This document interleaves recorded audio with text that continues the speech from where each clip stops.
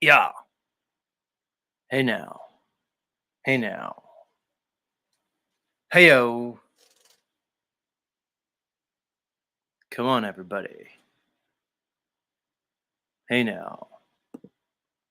Who's ready?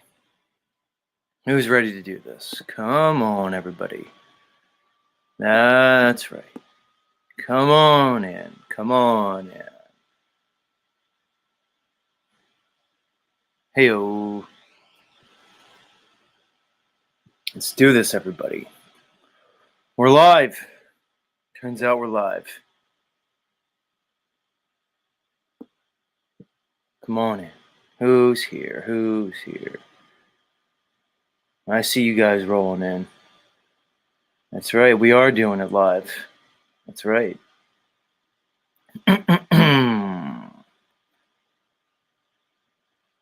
Heyo. Let's get started. Let's get the cam going. Are we camera ready? Let's hope so, because we're already live. There's no going back now. Ready or not, here we come. All right, folks. Heyo. Welcome. Who's here? Who's here? I see you guys. Let me do my opening before I greet the chat. We got to do it right, guys. Let me get going. It's not official unless I do my opening. All right, everybody. Come on. It's the solstice. Summer solstice. Got to bring that energy. All right. Good morning, everybody. Grand Rising, Grand Approach. Welcome back to the show that never ends. I'm your host, Zetetic Warrior, but you can call me Z.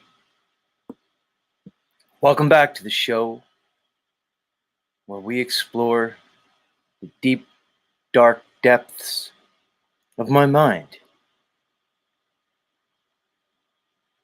And we find out what comes out the other end. That's right, folks. You've made it to the bottom of the rabbit hole.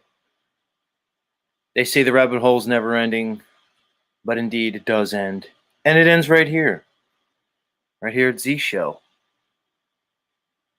Once you've gone all through different conspiracies that YouTube has to offer, and BitChute, and all these other places. Once you've kind of explored all those different insane roads and topics, once you've blue screened out, you've glitched out on this reality, and once you've come to the point where you understand that there's really no answers, just more questions. Once you get to that point, you find yourself here at the Z Show with all these fine people. Welcome, everybody. Who's here? Let's do the part where I greet the chat. Let's do that part. Mad Mac in the house. What's up, Mad Mac? Capricorni, much love, much love. Pamela's Mystical Musings, welcome back. Ruled by Saturn, here with us again.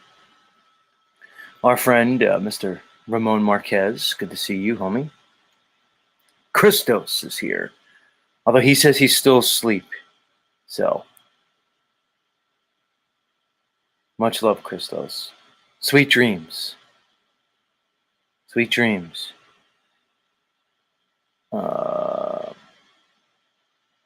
It is a beautiful day to live, Marquez. I like that attitude, man.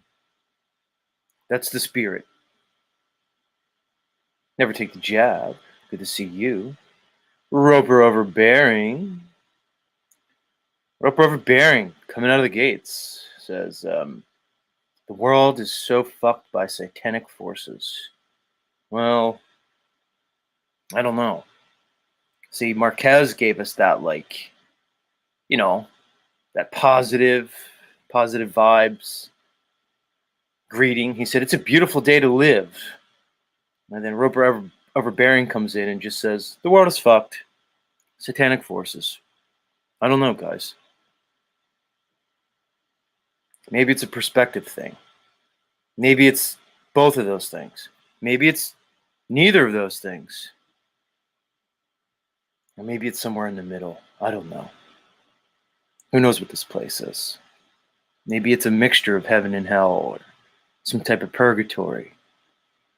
All I do know for sure at this point is that although absolutes may exist, although things may exist in the ideal,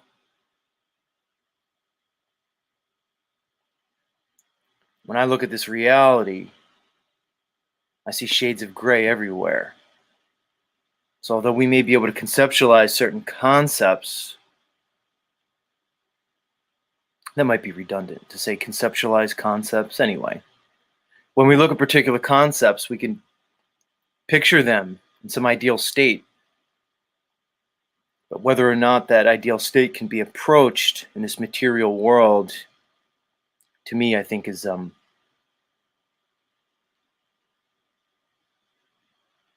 it's not very likely.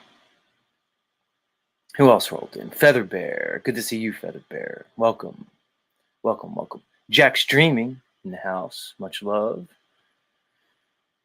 Numbers dropping here again, gracing us with their lovely presence. And I say that with no degree of sarcasm, of course, whatever. Right. Thunder Chicken's back, saying happy solstice, everyone. Thunder Chicken showed up again this morning. For anybody who was here yesterday, Thunder Chicken was pretty much the main topic of conversation, along with a few of our other friends. But Thunder Chicken, I'd say, had the lion's share of the time yesterday on Z Show. So, much love, Thunder Chicken. He's a good sport, everybody. Although he did deserve what he got yesterday, Thunder Chicken. Like I said, you did it to yourself. But you were a good sport, regardless, bro.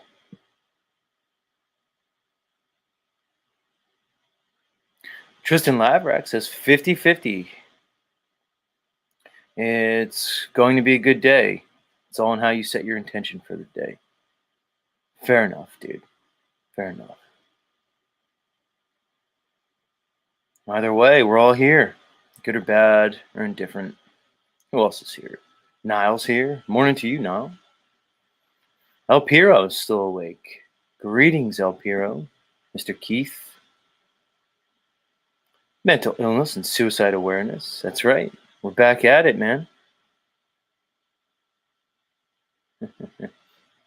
Jack Streaming says, I was here yesterday. I liked the first version of the song the best.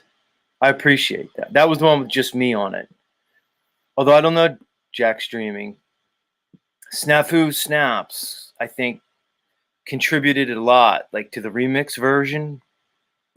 So I appreciate that, Jack Streaming, but I don't know. Some may argue that the remix featuring our friend Snafu Snaps, Snafu MGTOW, may have been the preferred version. I don't know. Ruled by Saturn says he stuck it out. It shows he has thick skin. I guess you mean Thunder Chicken. Either that or he's just a glutton for punishment. Who knows? Who knows? Some people enjoy the abuse. Although, let's not characterize it as abuse. Because like I said, Thunder Chicken, you did it to yourself, homie.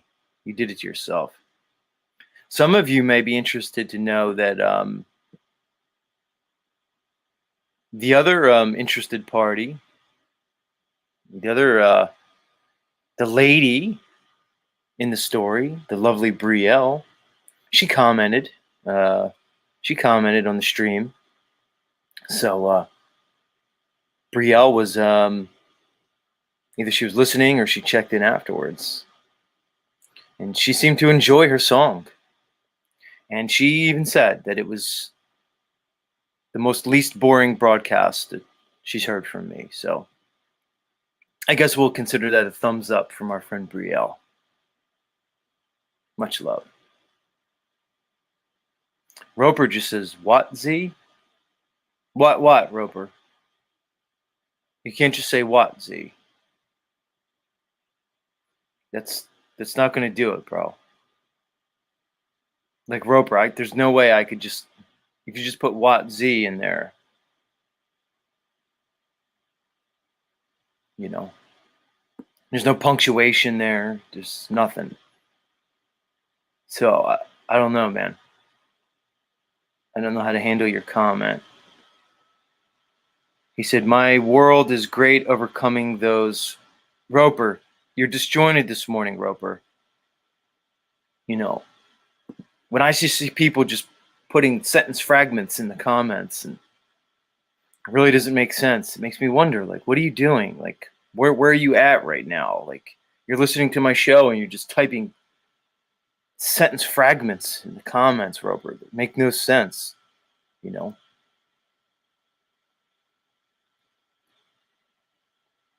I'm not sure, man. No Despair Bear says, don't most simps love punishment? Well, seems like it, dude. But Thunder Chicken's back. He's back early this morning. I think Thunder Chicken's checking in because he's like, oh man, if he's going to go in on me this morning, I want to be there. I don't want to miss out on it. Crow Magic in the house just says greetings. Greetings to you, Crow Magic. Much love. Magic with a K on the end of it. I was trying to explain that to somebody not long ago. Just like this normie younger guy about magic, MAGIC versus magic with a K on the end of it. You stick a K on the end. And how that's like two different concepts, One's like pulling a rabbit out of the hat, out of a hat. The other one is like, we're going to sacrifice some babies. Maybe, I don't know. After we get them nice and scared, we're going to, I don't know. Maybe drink their blood. Who knows? I don't know. That's magic with a K on the end of it. That's just the most extreme example, Then there's like the type of magic that our friend Axis Rat Blood likely performs, where he's like today. It's a perfect day. It's the summer solstice. This is a perfect day for Axis Rat Blood to probably perform some type of magic spell. Because what did they teach us growing up? Apparently nature's bad. So, all the Satanists and all the pagans get all crazy around the celestial events called a celestial holiday. So we got to be scared of it. Oh, it's the winter solstice, the summer solstice. It's the equinox. Look out, everybody. Look out, all you doctrine-believing Christians.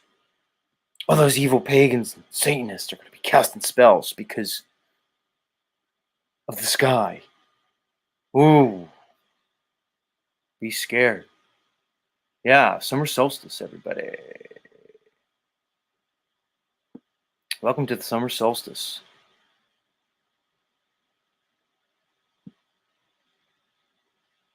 Unbelievable. Yeah.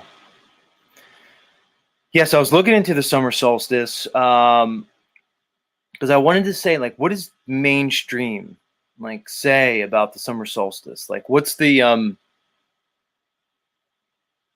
what's the Google? What's the wiki comment on the summer solstice? Because there's what it is objectively, what could be observed, what could be measured, right? Because isn't that what science is? Don't things have to be observable? They need to be measurable. You have to be able to quantify them somehow. And then you need to be able to repeat whatever that observation or experiment was. There's certain components that go into, let's say, science. And to me, when we look at the heavens and we're trying to figure out what this reality is, try to approach some degree of objective truth, really,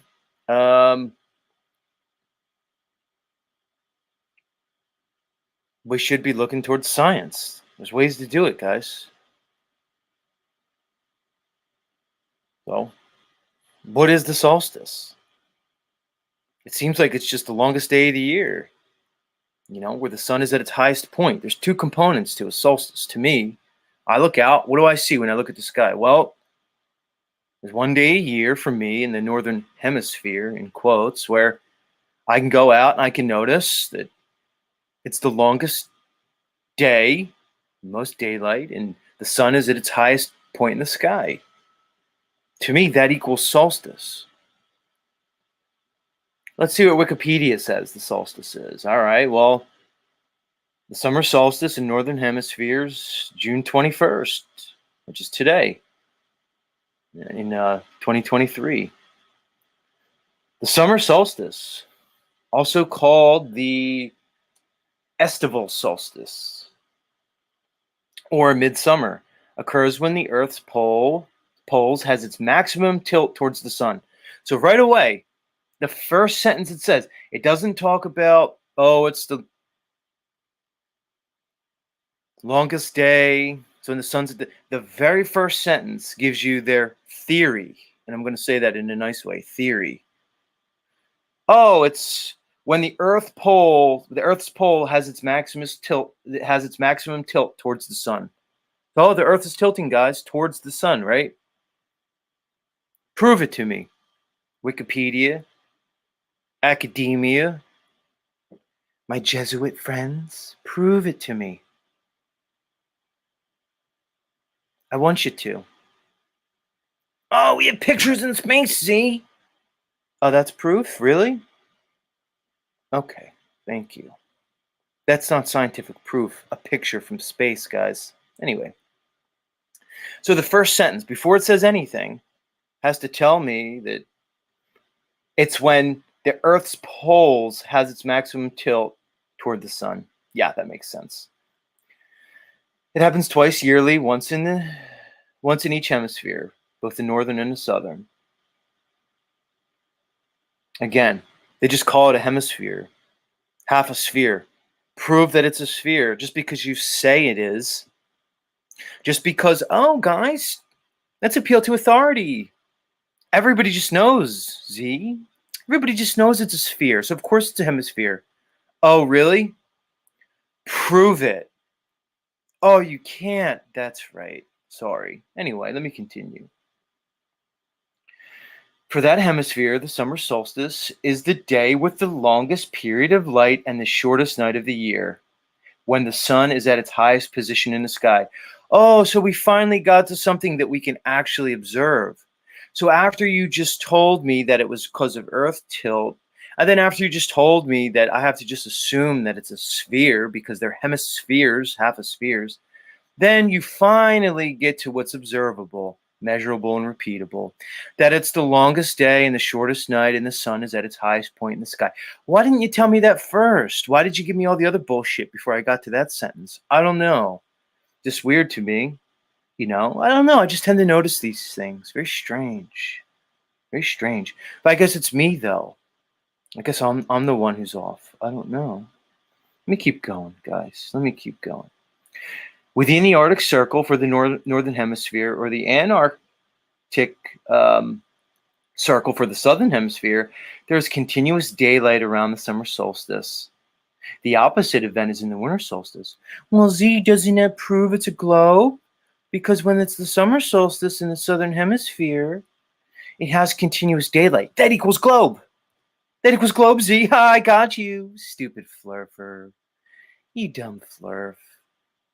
Well, notice, did they really lie with this one? Continuous daylight. It doesn't say continuous sun. Now, we can prove in the northern hemisphere that you do have a continuous sunlight around the summer solstice. The sun never sets below the horizon. It just kind of goes like, almost looks sinusoidal in the sky, up and down. But there's no proof of that for the summer solstice in the southern hemisphere, which would be 6 months from now. Now, they may have, like it says, continuous daylight, but whether or not the sun stays above the horizon the whole time for the southern hemisphere solstice, summer solstice, is yet to be proven. And we can go into that more and more, but anyway, I'll continue. Here we go. On the summer solstice, Earth's maximum axial tilt towards the sun is 23.44. Likewise, the sun's declination from the celestial equator is 23.44. Again, prove it. Oh, you can't? Oh, really? No, Z, because you can see the way that the heavens, they wobble. Okay, so prove that's our tilt. You can't, and you never will. Here we go.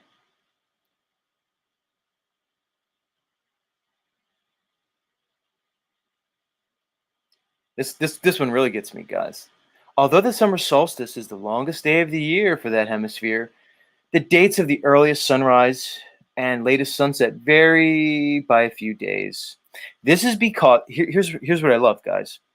This is because Earth orbits the sun in an ellipse, and its orbital speed varies slightly during the year. Oh, really? Prove it. Oh, you can't? How about I just disprove it right now?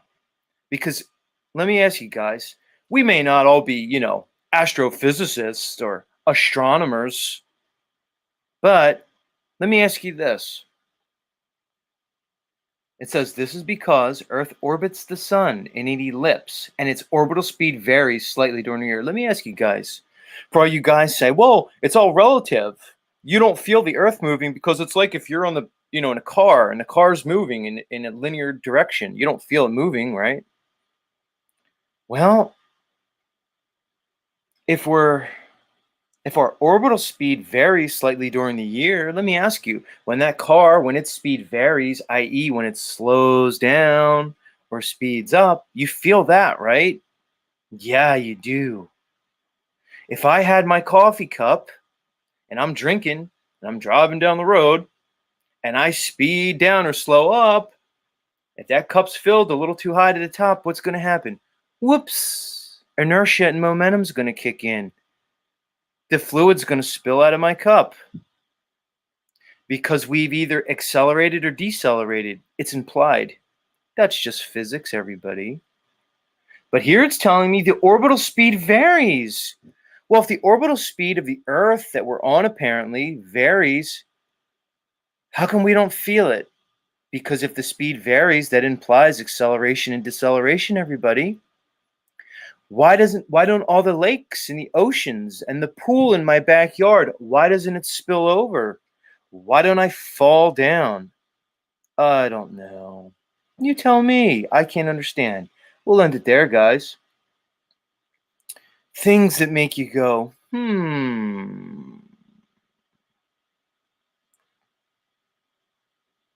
Anyway, what do I know? What do I know? I'm just a guy in a dark room. I'm just a loser with no friends. What do I know? Don't listen to him, everybody. What does he know? Disproving the globe and the heliocentric model every day I come on here? I don't know. What am I doing? Where's Nuba when you need him? Hey, Nuba, you gonna resubscribe to me, Nuba? Ultimate Flat Earther? He's talking about Flat Earth again this morning. He's not just making fun of people. Should I resubscribe? Because I know I'm still listening. Yeah. Who's here? Yeah, things that make you go, Special K in the house says the more you know. That's right, Special K. We not only entertain, we educate here. It's edutainment. Hard hitting in the house. Much love, much love. Piano Man himself, Rob Cleveland. Back for another day at the Z Show. Mitchell, non-tent content in the house. Guys, numbers dropping is not Mitchell for all my chat people. Mitchell's in intent, non-content. We don't know who numbers dropping is. So Svetlana's here. Svetlana, much love, Svetlana. Of course, you're gracing us with your presence here on the summer solstice. This is a perfect day for you to be here, Svetlana. Perfect day. Ruled by Saturn in the house. I think I said hi to hard hitting Tristan Maverick. Much love, much love, much love. Liberator of self. Hiya back at you. Sovereign Mist. One love, one love. Axis Rat Blood said the serpent moves with the sun today. That's a very Axis Rat Blood thing to say. The serpent moves with the sun today.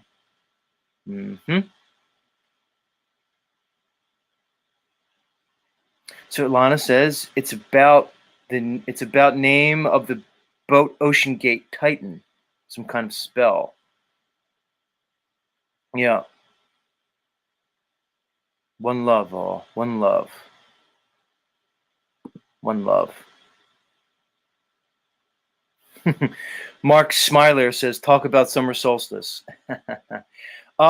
Maybe rewind like the last 15, 20 minutes. You missed it. I just did that, Mark. It's all right. It's all on record. You can always catch up.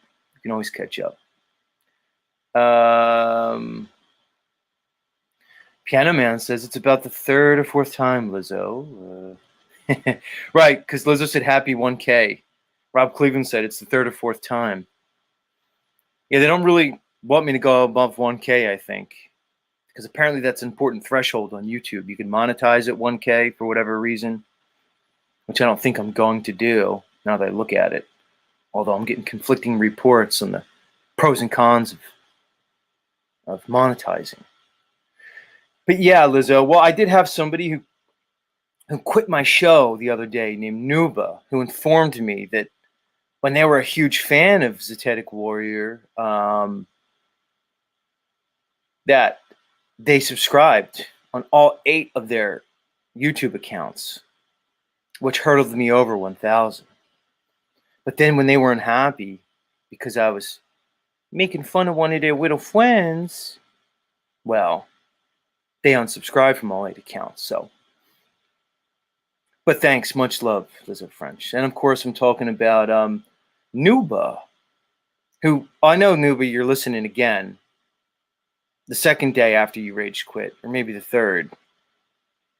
I know you're listening to me, Nuba, because like all broken hoes that come here, you just can't let it go. You know, like it's just a classic broken hoe syndrome. It's weird stuff, Nuba. Where are you now, Nuba? Are you listening? You want to check in? Let us know.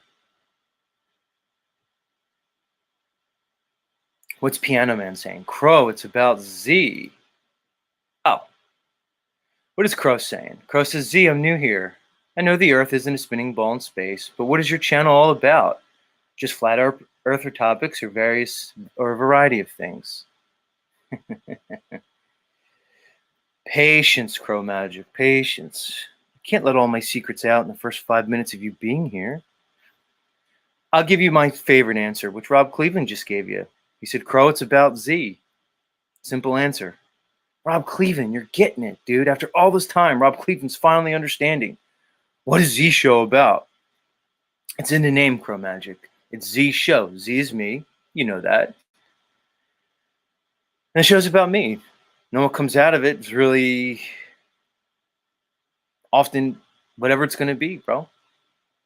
But it's a show about me. That's the show. Yeah, sometimes we talk about flat Earth. Talk about all kinds of things.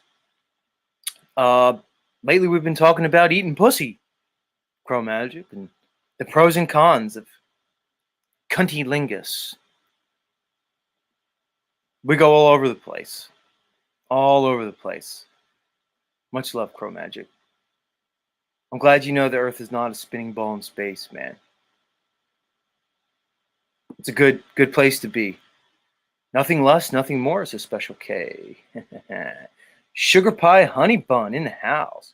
Nice name. Rob Cleveland, Piano Man, says, and also miscategorizing his viewers. Now, Rob. Come on. Lizzo French is here for my singing. That's also true, Crow Magic. Every so often I sing, you know. But this morning I'm more and more focused on the show the other day.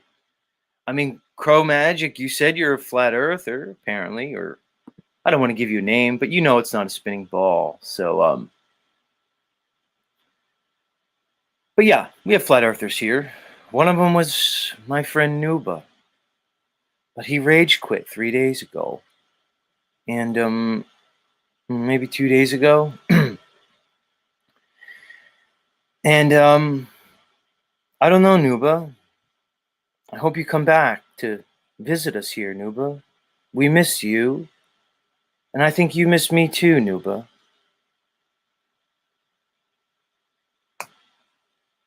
Liberators of Self says, Z, are you flat earth set in stone? Well, Liberator of Self, we can talk more about that, but we know Nuba is. See, Nuba was going to hook me up with all the prominent flat earthers in the community, but now he rage quit. So I don't know where I stand now. I think Liberator of Self that they may have kicked me out of the flat earth community. You know, I don't know. Where is Nuba? I can picture Nuba now. Right now. He lives in Australia. Yeah, Heidi says, Nuba, come back. We need you, Nuba. Let's just picture Nuba, Heidi. Where's Nuba right now? Let's try to picture Nuba. Nuba, what's the next comment you're gonna leave me in my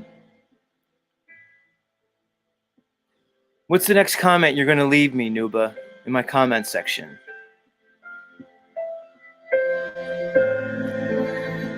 Oh, Satanic Warrior. Yeah, guys, this is Nuba. Broken Hoe Nuba. Oh, I don't know what to do. I just woke up and I love Satanic Warrior so much, but he hurt my feelings. And now I'm crestfallen. Rob Cleveland, what do I do? Can you help me, Rob? Can you help me, Rob Cleveland?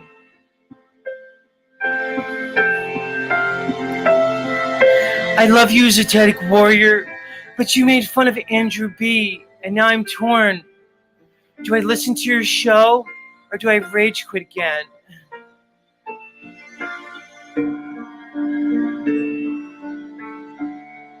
I mean, I even loved you more than Austin Whitsitt, Satanic Warrior, and you broke my heart. You broke my heart, Satanic Warrior. I even loved you more than Jaren. I even loved you more than Dave Weiss. I subbed all 8 of my sock accounts to your channel, Satanic Warrior, and you broke my heart.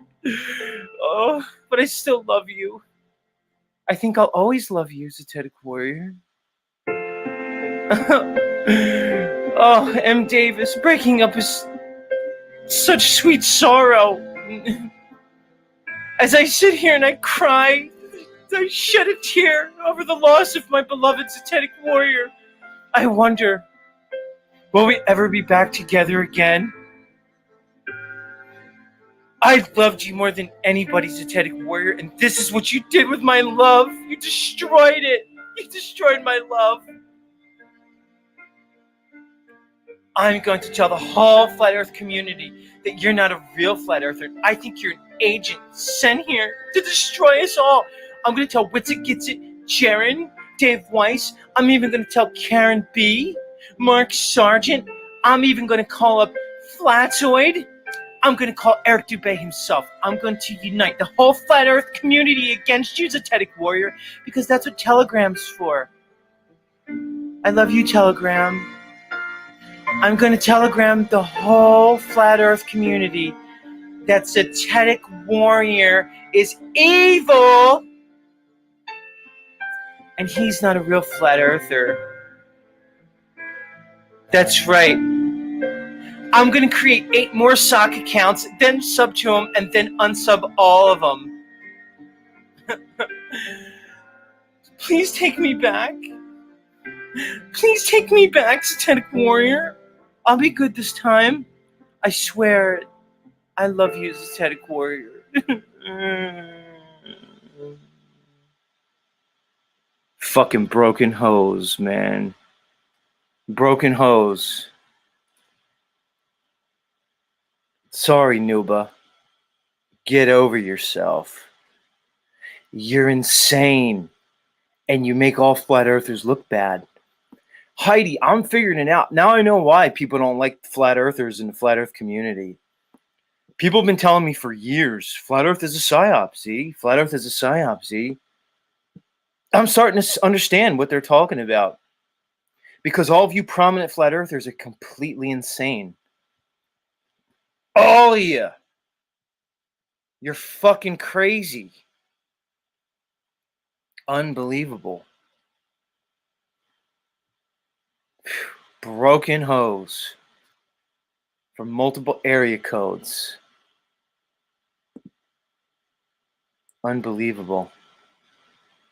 Yeah, guys, so you've seen me hit 1,000 subscribers for like the 5th day in a row. I don't know. You tell me what that means.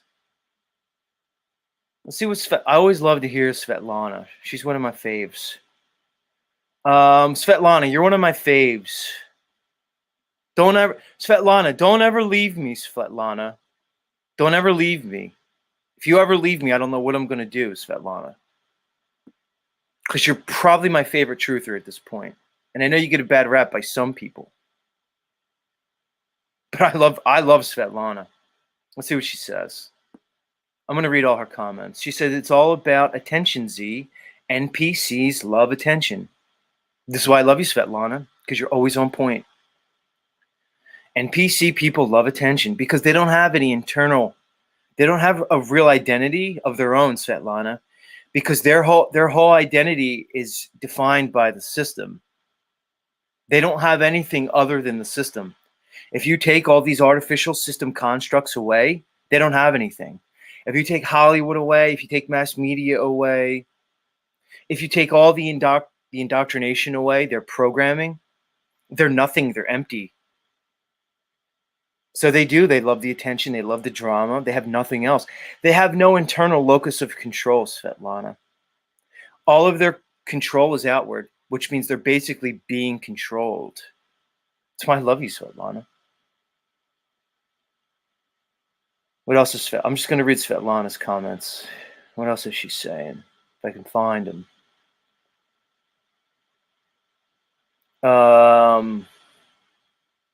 Svetlana, top truther. She says, the universe is a living hologram.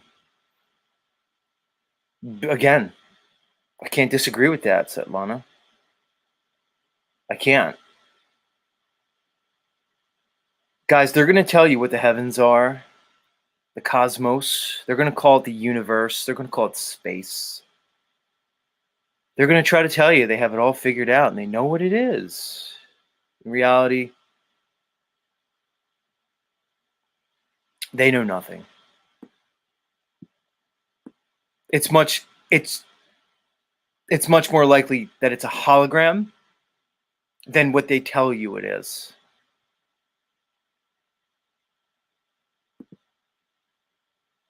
So, just the way it is, guys. They're lying about space, guys. They're just lying to you. They don't have it defined, guys. When they talk about gravity, particle physics, when they try to explain to you the functioning of the heavens, they're just making it up, guys. They had to make up dark matter just to try to approximate a functioning model. You see what I'm saying, guys? They gave you a model of the heavens. They gave you the heliocentric model, right? They gave you a model of ever-expanding universe, infinite galaxies. They made it up, guys. They admit they made it up. They just straight up admit it. Like, that's the level we're on at this point. Is they'll just make up the science and they'll pass it off to you as if it's evidence-based. And it's not, guys. It's not. It just isn't.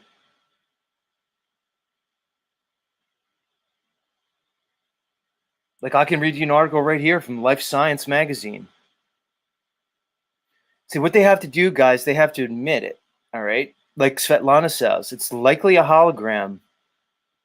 But once the populace starts to catch on to their lies, they always have to move the goalposts. So at first, NASA came out in the 50s, the late 50s when they started NASA, the 60s and 70s when they took out Carl Sagan, and they tried to give you their presentation of the universe. Oh, it's particles. It's black holes. It's gravity, matter. And then they realized when people started doing the math on it that it was completely bullshit. Well, now they have to change their story. Let's see what they're saying now, guys. Let's see what NASA's telling us is now. If I could pull up this damn article and read it without the cookies in here. Yeah, don't even let me read it. From Life Science magazine. Let's read it, guys. We could do this. The expansion of the universe could be a mirage. New theoretical study suggests. First of all, how do you have a theoretical study? I want you please to somebody explain that to me. Just like they say, they're basing all of this on theoretical science. How do you have a theoretical science? Isn't that just philosophy? I don't know. Maybe I'm the crazy one. Because if somebody says that you could have a theoretical science, I don't know. I already thought we had something to fit that called philosophy. Because once you bring theory into science, it's no longer science. It's either a hypothesis that you work to disprove the null hypothesis. But I don't want to get too complicated for all you people out there. What do I know? I'm just a guy in a dark room, right? Right? Oh, I don't know. Anyway. But let's read their new theoretical study. Makes sense. Not at all. From Life Science magazine. Let's do it, guys. The expansion of the universe could be a mirage, right? Just like our friend Svetlana said, a hologram. New theoretical study suggests. Let's see what they have to say. Where's the fucking thing? Here we go. Scientists know the universe is expanding because of redshift, the stretching of light's wavelength towards the redder end of the spectrum as the object emitting it moves away from us. That's bullshit, what they just said right there. It's speculation. But anyway, it begs the question. Guys, you know what a begging the question fallacy is? They started it off with the first question because they're telling you, okay, well, we see this red shift in the spectrum, this light spectrum, but it's because the object emitting it moves farther away from us. You see how they just connect that dot? They can just interpolate that, but show no evidence or reason why they say it. Anyway, here we go. Distant galaxies have a higher redshift than those nearer to us, suggesting those galaxies are moving even further from Earth. More recently, scientists have found evidence that the universe's expansion isn't fixed, but it's actually accelerating faster and faster. The accelerating expansion is captured by a term known as cosmological constant, or lambda. Guys, you see this is literal bullshit, guys. There's no evidence of any of this.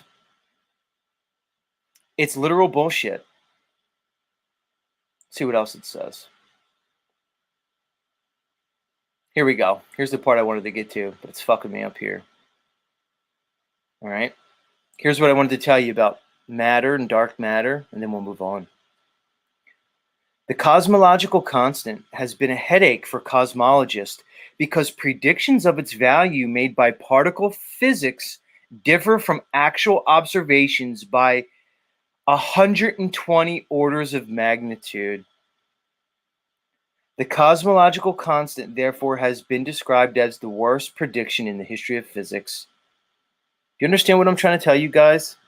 Is they made a model based off what it says right here, particle physics, which is around the concept of gravity, which is apparently described by Newton, and even more so now expanded upon supposedly by Einstein's theory of special relativity and the bending and warping of space-time. When they actually applied math to their theory, because you guys all want to tell me, math is reality, Zetetic Warrior. Don't you understand math, Z? Because math tells us that the model's true. It predicts the motions of the heavens. So, of course, it's right, Zetetic Warrior. Oh, really? Then why are they admitting that their math is off by 120 orders of magnitude? Do you know how many zeros that is? It's off exponentially by orders of magnitude. All right? And it is The worst prediction in the history of physics. So, okay, let me give you an example. I took physics class in high school, and we had to make a physical prediction. What we had to do was we had to design a ramp, right? And then construct the ramp. And then we would have to drop a marble from the top and predict how far the marble would go. We have to predict with a little X mark on the floor where that marble would land. You get it? So we were giving them specs, the design of the ramp that was going to shoot this marble out. We're going to give the specs of the ramp, the height that it was going to be placed at on the table, and based off everything, the size of the marble, the weight of the marble, the structure of the marble, the design and structure of the ramp, again, the height of the ramp off the ground. Had to use all these, and using maths, put an S on the end for all my European friends, we had to predict and put it X marks the spot on the ground where that fucking marble was going to hit the ground. So we worked all the maths out, and then what we did was we built the ramp, we put it where it was going to go, and then we actually dropped the marble. And the group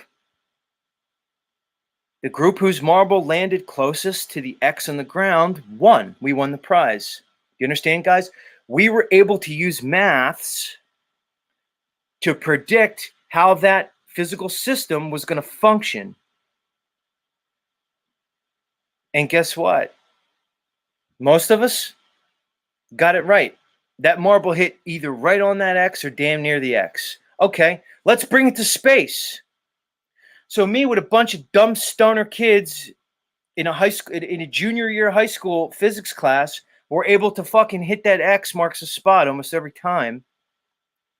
When these genius astronomers try to work out the fucking model that they gave us of the cosmos, they're off by 120 orders of magnitude.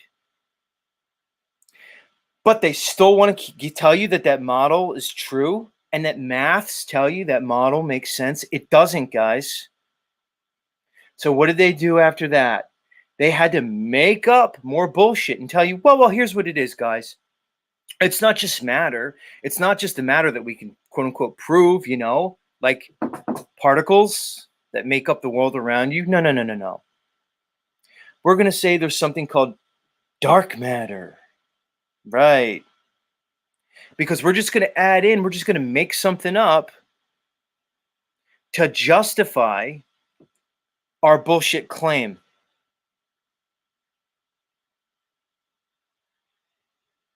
Make it make sense, guys.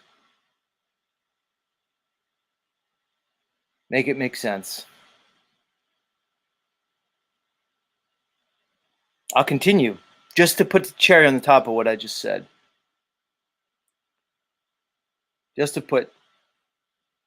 So there's a new framework proposed by somebody basically saying that the invisible material, dark matter, they're saying, outnumbers ordinary matter by a ratio of 5-1. But it remains mysterious because it doesn't interact with light, because it doesn't exist. That's why. So they had to tell you that we're off by so much that we have to make up a type of matter that apparently is 5 times more prominent than regular matter, just so we can approximate the maths to justify our bullshit model. It doesn't make sense. Right. Crow Magic says you can't make nonsense make sense. You can't. What do you think, Crow? Are you getting what you want out of this channel? I don't want to be sarcastic, but you came out of the gates instead of just watching. You wanted to know, what's your channel about, Z? I don't really want to invest 10, 20, 30 minutes. See, guys, this is how I alienate all my new viewers. This is probably why I can't go above 1,000. Because a new viewer comes in and I just have to start lampooning them. Much love, Crow. Much love. We talk about all kinds of things here. We talk about the physics and metaphysics of the cosmos and this reality. And we talk about cunnilingus. Speaking about cunnilingus, Christy Lee Dolls has a new picture today. I gotta stop simping for Christy Lee dolls. I can't make fun of our friend Thunder Chicken days on end for his ultra simpage and then come here every morning and keep simping on your ass, Christy Lee. It ain't a good look for me. I gotta stop. I have to. It's too much. Too much. Much love. I'm glad you're still here, Thunder Chicken. We went hard on you yesterday, Thunder Chicken, but I felt it was an appropriate response given your previous day's behavior. Christy Lee goes, simp for me, Z. He. Come on, guys, look at her. What can I say? She's my type. But I'm gonna tell you something, Thunder Chicken. I ain't gonna change my whole life for Christy Lee dolls, bro. Like, I can get into my imagination about you, Christy Lee, but unlike Thunder Chicken, I'm not picturing, like, Michael Landon, Little House on the Prairie, with a bunch of bastard kids running around fucking hauling hay and milking cows and shit. Thunder Chicken, you're insane. Get out of your mind. Do I have to start singing again, Thunder Chicken? Not this morning. I already did my Nuba impression. Crow Magic. I mean, I don't know if you come up on panels. I do an open panel every day, usually for the second 2/3 or half of my show, if you want to come up. Mateo in the house. We haven't seen Mateo on panel in a while, but Mateo's like a heavy hitter in the chat. At least I think so. I think so.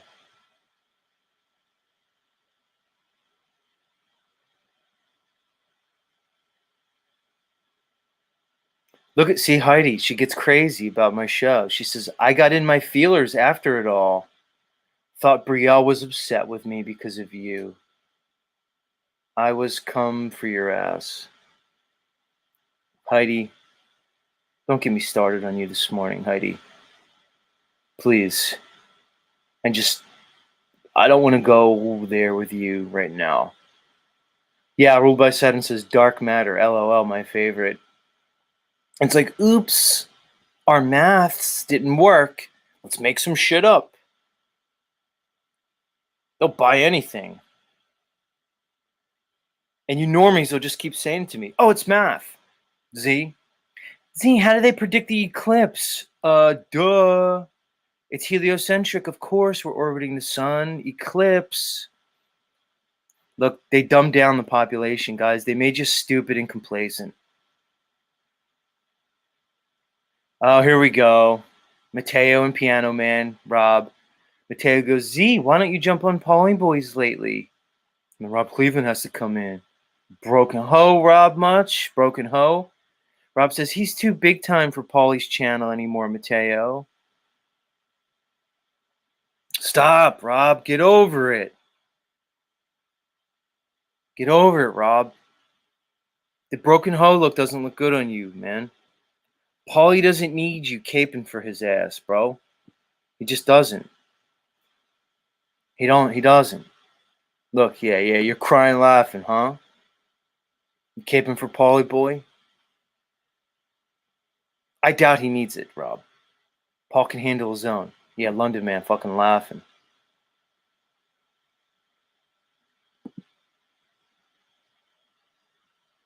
Mateo, how come I don't see you on Paul's panel? Let me see you there. Unbelievable. Crow Magic says, at Z, great show. I'm definitely enjoying it all. Much love, Crow Magic.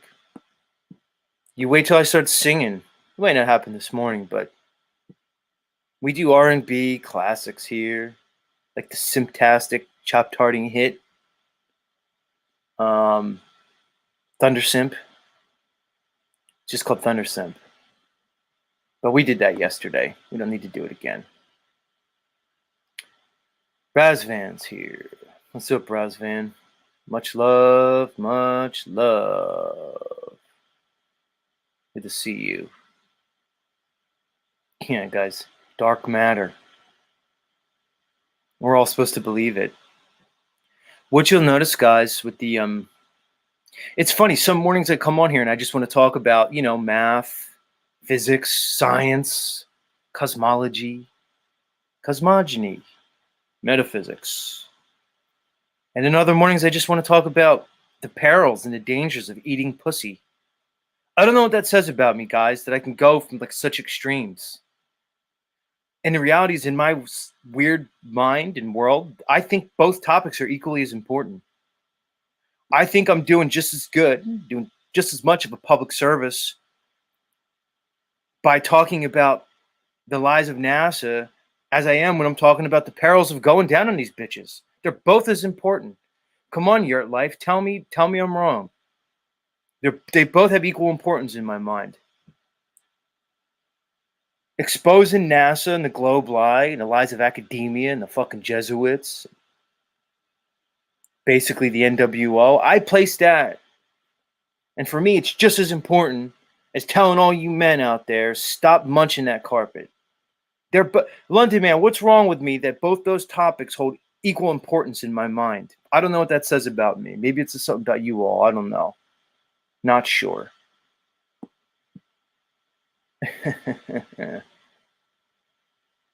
Lizzo French wants our new friend here, Crow Magic, to watch yesterday's show. I don't know.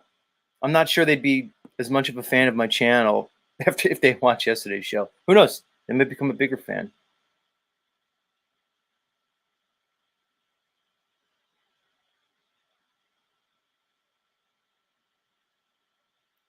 In a thought experiment, Yurt says, saying something doesn't make sense, therefore X, is an argument from incredulity and is fallacious.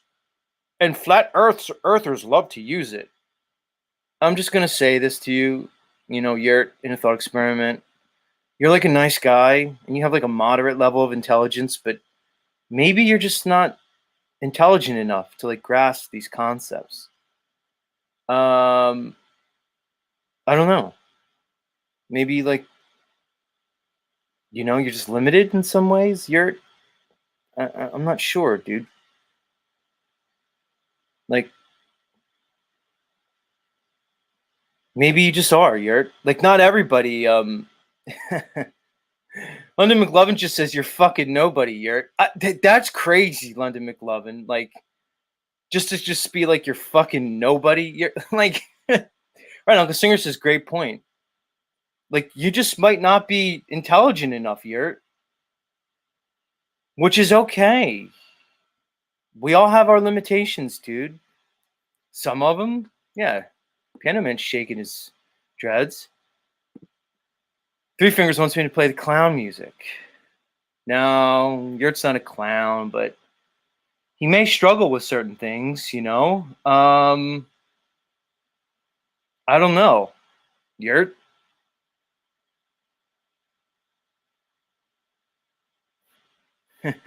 Thunder Chicken suggests you read more books in your yurt, because it wasn't your old channel in a yurt with books.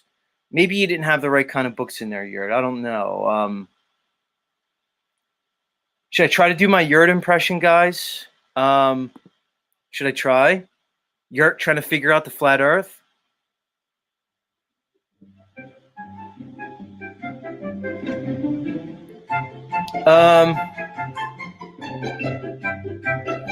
Yurt trying to figure out the flat Earth.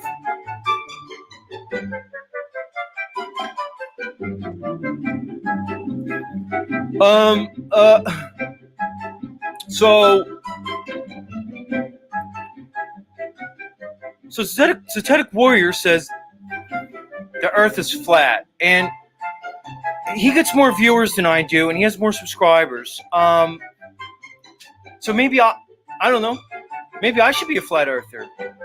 Maybe that'll work for me. Okay, so How to Be a Flat Earther by Yurt. Okay. Well, this is tough because I see the sun and it's setting. So,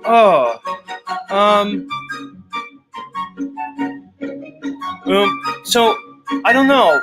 So if the sun's setting, they're telling me it's because the Earth is spinning at 1,000 miles an hour at the equator. and I'm actually just falling backwards at 1,000 miles an hour as the Earth goes below the horizon. So, okay, I can't imagine it's anything other than that. So what do I do with that? Because, I mean, what else could it be except the thing that they told me that makes no sense? Because, I mean, I know I don't feel like I'm moving 1,000 miles an hour, but that's what they tell me it is. And I'm not really intelligent enough to try to think critically about the world around me, so I can't imagine that it's anything else. I mean, it can't just be, like perspective and, how convergence and divergence work, and a point of convergence and a focal point. I mean, I know in art class they taught me how perspective works and how things just merge into a horizon point, but it can't be that. It's just got to be what they told me. Yeah, I'm moving 1,000 miles an hour at the equator. That's what it has to be. Yeah. Huh. But I want to be a flat earther, or at least pretend it, because Zetetic Warrior has like more viewers than me, and like, I don't know, he just seems like he's on a better upward trajectory than I am, and even though I have to come into his chat every other day or every third day and like make a comment against flat earthers, I don't know. All right, How to Be a Flat Earther by Yurt. Okay, let me keep going. All right. Well, I look up and I see an eclipse, and they tell me when I see a lunar eclipse that's really Earth shadow on the moon, but I don't know. What else could it be? It's got to be that. I mean, I know I heard there's something called a Selenalian eclipse, and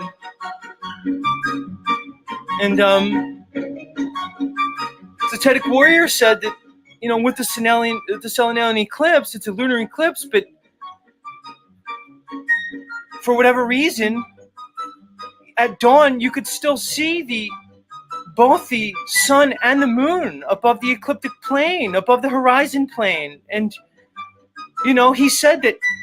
How could it be Earth shadow on the moon if you can see both the sun and the moon in the sky, but we're still having a lunar eclipse? So the Zetetic Warrior said, well, how could it be Earth shadow if you can see them both in the sky? But I'm not really intelligent enough to understand what the fuck that means, so I'm just going to ignore the phenomena of the Selenalian eclipse. And I'm just going to keep saying that eclipses prove that we live in a globe. Because I'm Yurt. And I'm kind of a moron who wants to come on and like act like I'm smart, but I really know nothing. I can get down with some conspiracies because I'm Yurt. Right? So I can get down with the governments are corrupt, and I can probably get down with all the the elite pedophilia rings. I could probably get down with all that stuff, but and I'll say that Zetetic Warrior uses incredulity as an argument, but I'll just come on and say, how dare they do all these things? How dare they take away our rights and freedoms? I mean, that's not incredulity, is it? No. I mean, Zetetic Warrior does that, and all the other flat earthers, they fell for a psyop. Right? What do you think, Mitch? And all the other people who are just going to agree with me? Yeah, because I'm Yurt. Yeah.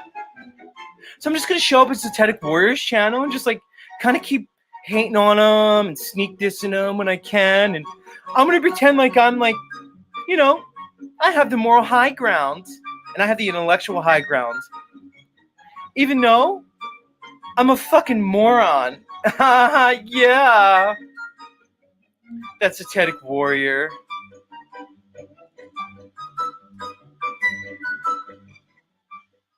Yeah. Get a hold of yourself, Yurt. You're on the wrong side of history, Yurt. You're holding on to your ball. Because I don't want to let my little globe go. No. Because I'm Yurt. If I tell my wife that the earth is flat, she's going to leave me. Oh my God. But I'm the man, right? Because I'm Yurt. I'm going to portray that I'm got control of my family. My wife listens to me. I remember, Zetetic Warrior, when I told you that my wife's down with polyamory, because I was listening to Paul a lot during that stage of my life. And, remember a couple months ago, and he was calling me a monogamy bitch. And I had to be like, I know, Paulie, but even though I'm married, oh, my wife said she's going to be down with polygamy. So I'm still cool, right, Paul? Right? Yeah. Fucking yurt. Loser. Get a hold of yourself, yurt. Dumb. Dumb. Stop it, yurt. Stop it.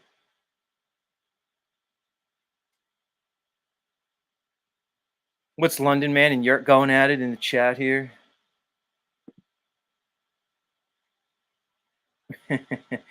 Crow Magic. Crow Magic, you're gonna fit in just fine here. I could tell already. Crow Magic. Crow Magic says, but the theory of let me do it in the Yurt voice. But the theory of gravity makes makes the boat sail on the side of a spinning water ball. Yeah, Baltard logic. Sorry, Yurt, but you did it to yourself again. What's going on with London and Yurt? All right, Yurt, you're coming up. You and London are coming up. Are you still here, Yurt? I don't know why you guys. It looks like Yurt Fellow and London have a little beef. All right, let's put the invite in.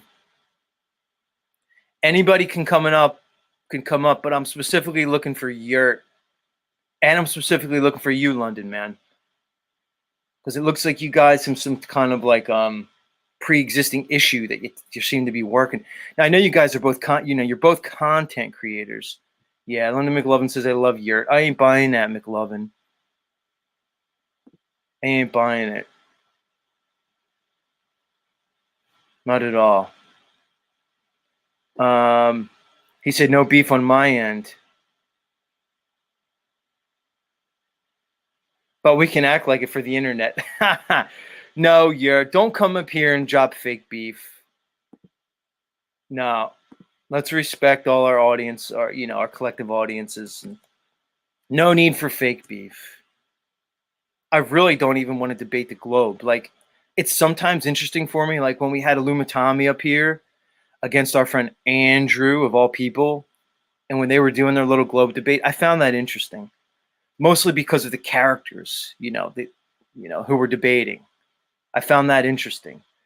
I don't know how much it'd be interesting. I don't know how interesting it would be to have Yurt and London Man debate the globe, but if you guys got some personal beef you want to work out, we could entertain it. We can entertain that. Either way, links in the chat. It's about that time.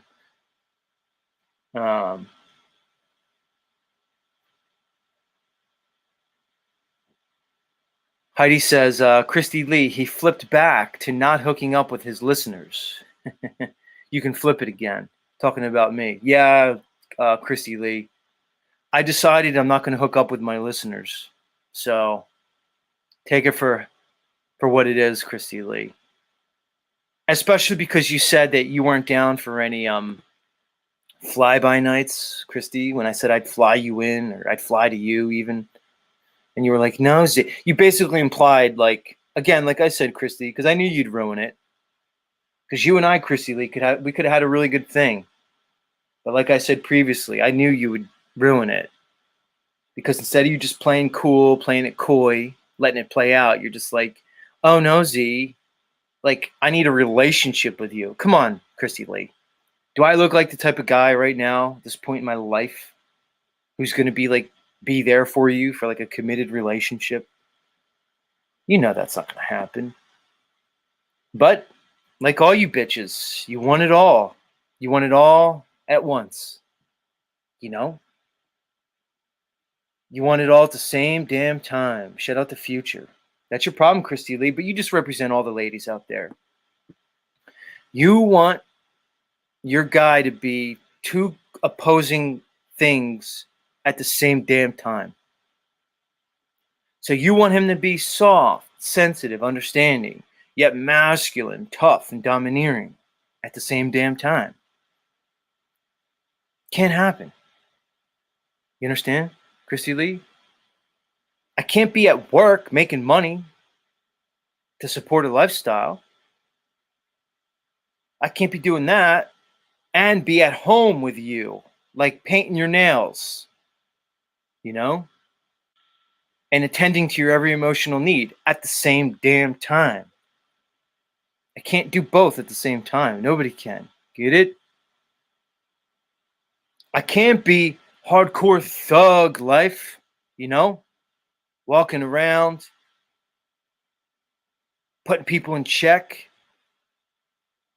arrogant, bravado. Yeah, you ladies love that. You love that archetype. But apparently you also love, you know, the sensitive, meek guy who's emotional. You want two conflicting things at the same damn time. Honey Bun's laughing. Yeah, laugh it up, Sugar Pie Honey Bun, because you know it's true. I'm telling the story of your life, Sugar Pie Honey Bun. You know, how's the song go? Sugar Pie Honey Bun. You know, I can't help myself. It's you or nobody else, Sugar Pie Honey Bun. That's what you want. That's why you're laughing. Because you guys are insane. You're mixed up and crazy. You want it both at the same damn time.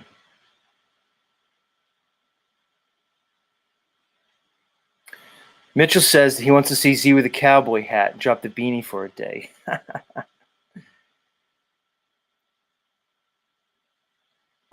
Let's see what Thunder Chicken says. He says, I found that most women that play with dolls like to be spanked. I don't even know where to go with that, Thunder Chicken. You can't just simp for every lady in here, Thunder Chicken. You simp enough for Brielle. Don't be simping for Chrissy Lee dolls, please. Do I have to do another song? Do I? Unbelievable.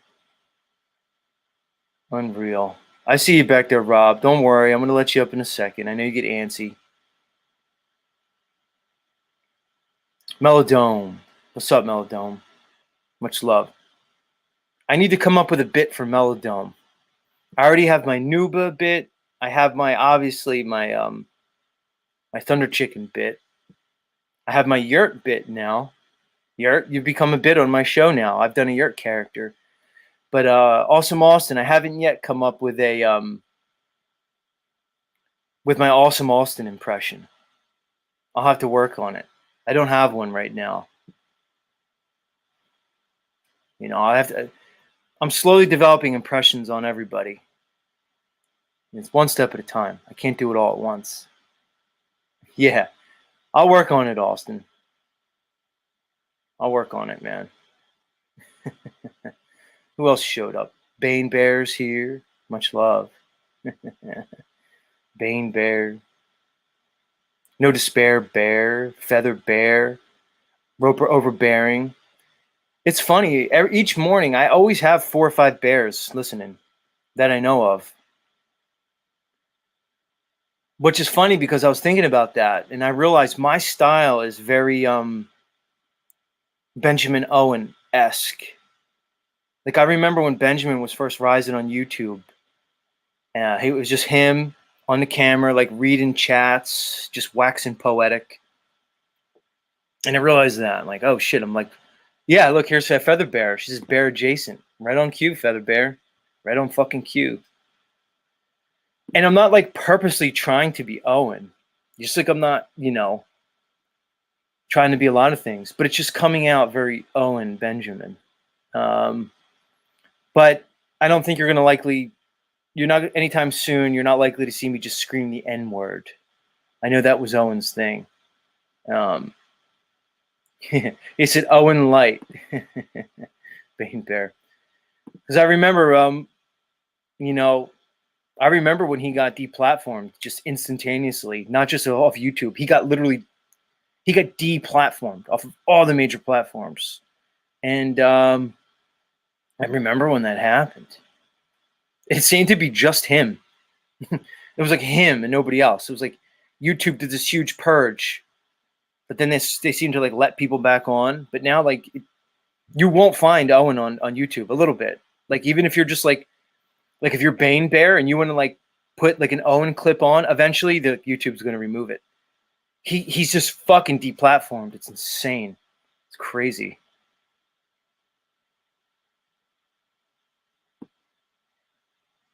Yeah. So shout out to the Bears. You're on my mind this one. Shout out to Owen. Many blessings to you, Owen. Many blessings to the Big Bear. Many blessings. Yeah, Thunder Chicken feels like it's because he went after the small hats, the small hatties. Maybe. Thunder Chicken. We love our small hattie friends here. We really do.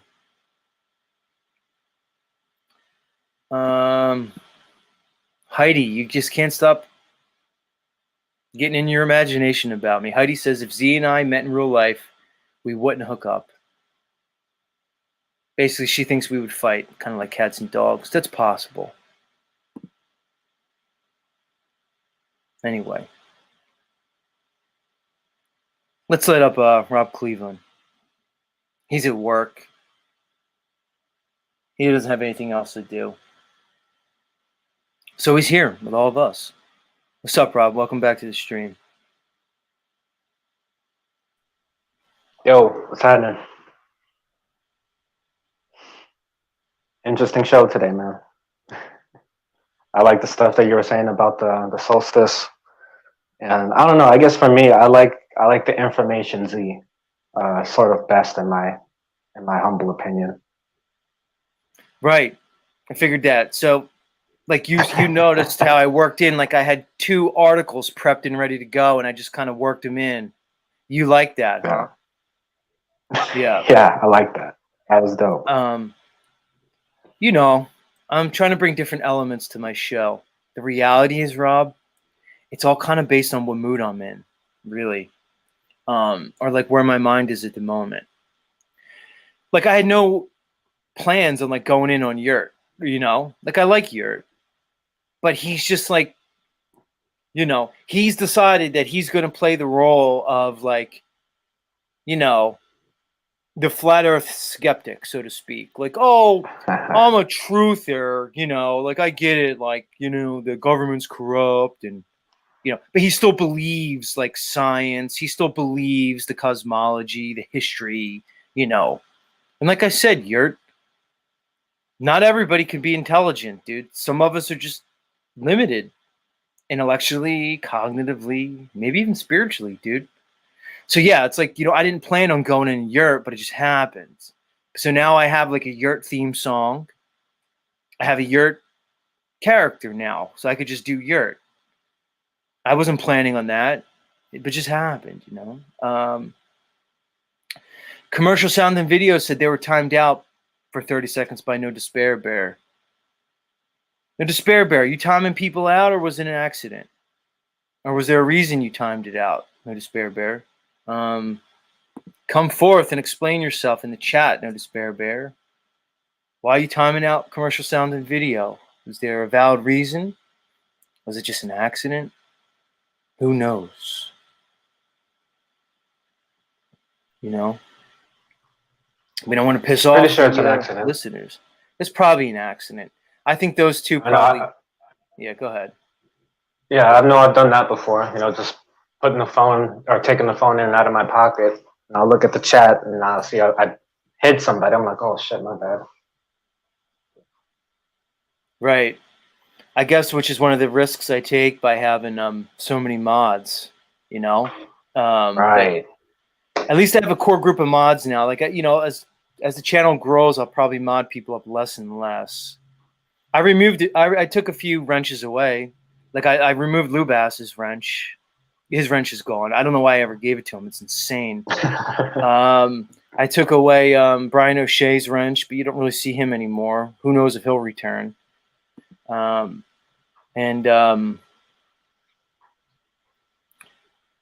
Wait, No Despair Bear. Did you time out Moose yesterday? No Despair Bear. Talk, No Despair Bear. I'm going to yank your wrench, dude, if you don't come up and say something. Are you timing He's been on the panel numerous times. Come on up and explain yourself. Well, I mean, if it's just an accident. No Despair Bear. Did you time out Moose yesterday and then Commercial Sound and Video today? Did that happen, dude? Come on. Yeah, Bane Bear says wrenches are a sign of trust and honor. Come on, No Despair Bear. You're still talking in the chat, so I know you fucking hear me. Why are you timing these people out? Lizzo said, my wrist is too limp to handle tools. What do you mean, no dumbass, No Despair Bear? Don't just say no dumbass. Are you timing my listeners out, dude? Am I going to have to yank Hey, your fucking dumbass. wrench? Come on, No Despair Hey, Bear. dumbass. Rob and I want an explanation, dude. Don't just say no, dumbass. Like, you see, the fact that he said no, dumbass, Rob, is suspect because he would have just said, "Oh, it was an accident. Oh, it was a pocket, a pocket timeout."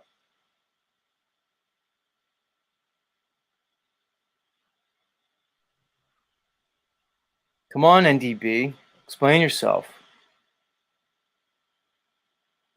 Three Fingers just wants me to play the clown music every time. Poor Three Fingers. How you doing, Three Fingers? Three Fingers gets upset with me sometimes. Like, he didn't like how I was making fun of Andrew B yesterday. Because Three Fingers sees people on the internet. And then he becomes bonded to them. Get over yourself, Three Fingers. You're an old man. You should be past this. You don't have to fucking, what's it called when like a little baby chick hatches and whatever they see first they become bonded to? There's a term for that. Somebody will tell me.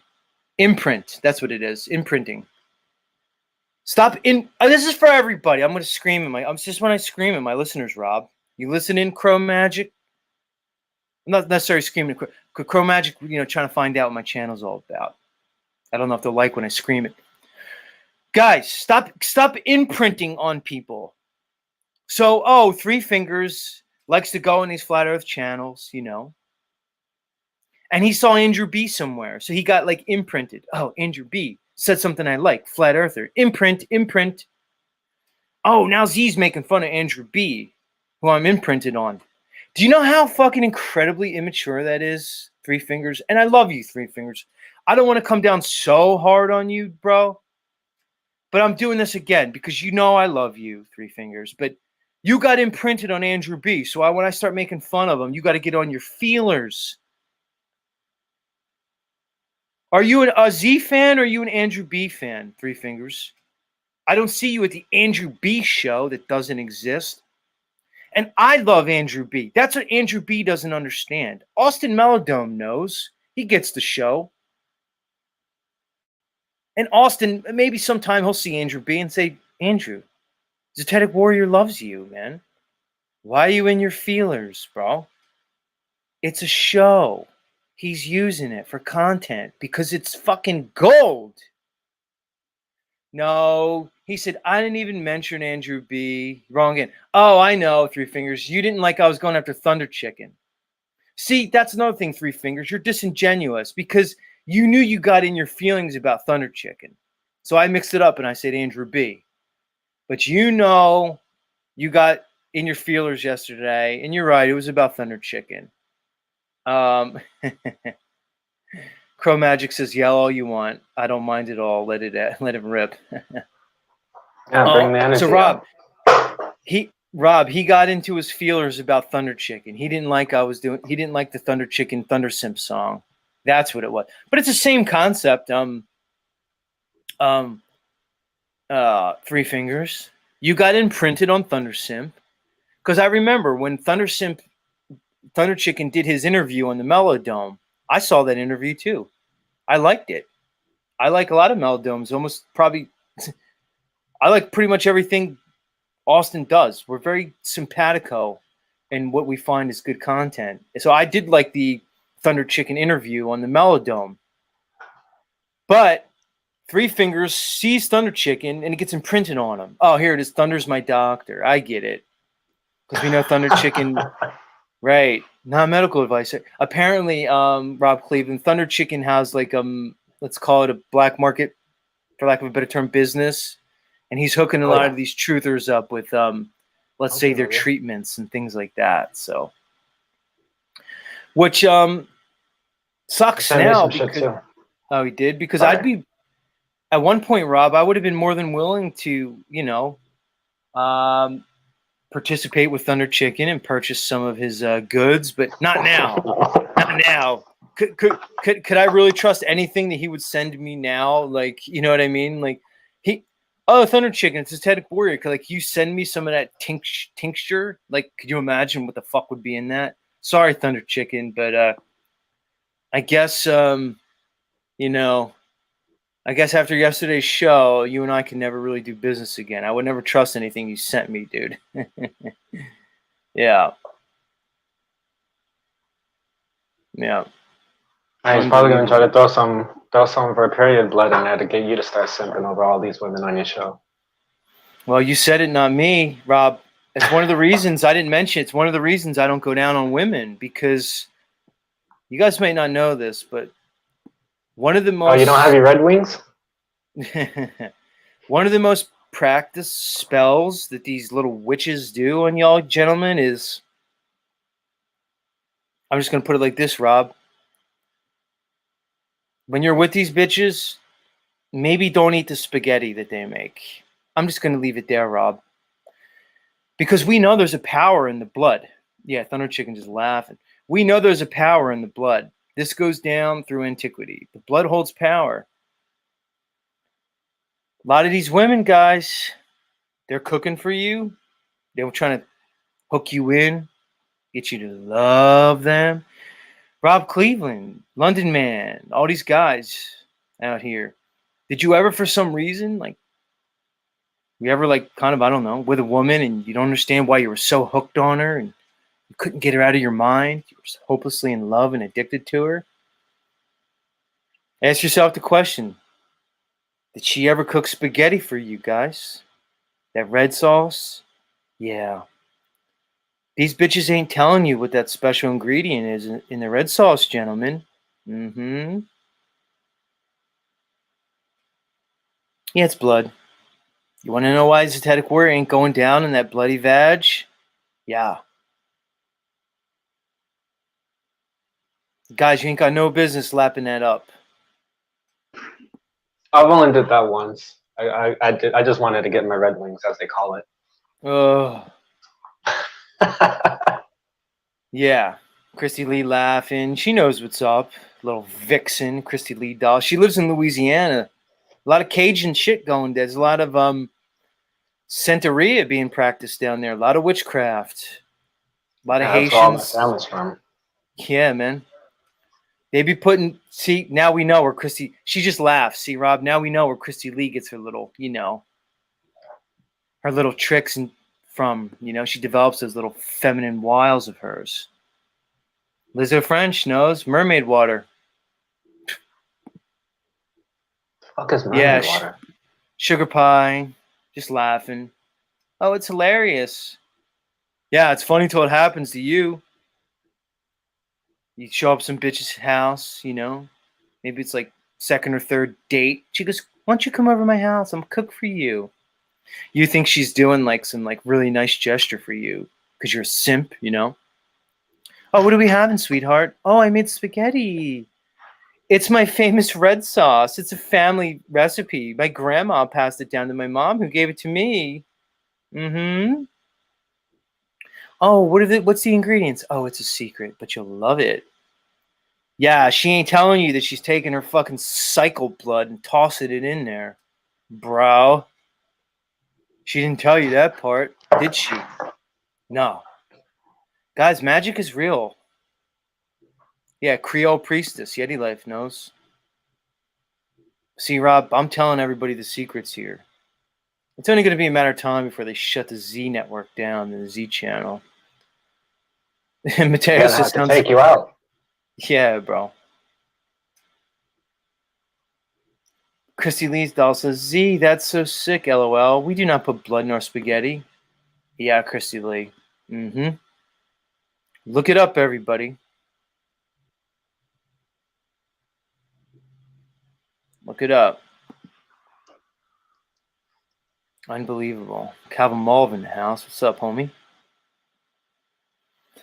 Rob, should I work on my Awesome Austin impression? I'll do that another day. It's going to be hard for me. It's hard because Yeah, he's hard to lampoon on. There's certain people that are I was gonna easier. say there's not really much there. Yeah, I don't think. There's not much to make fun of, you know. Like with like a yurt or like a Nuba, it's more or less, you know. But it's going to be hard to find an awesome Austin one because it's not. There's not. I don't know where to go from that, you know. Like it's weird. So I don't know.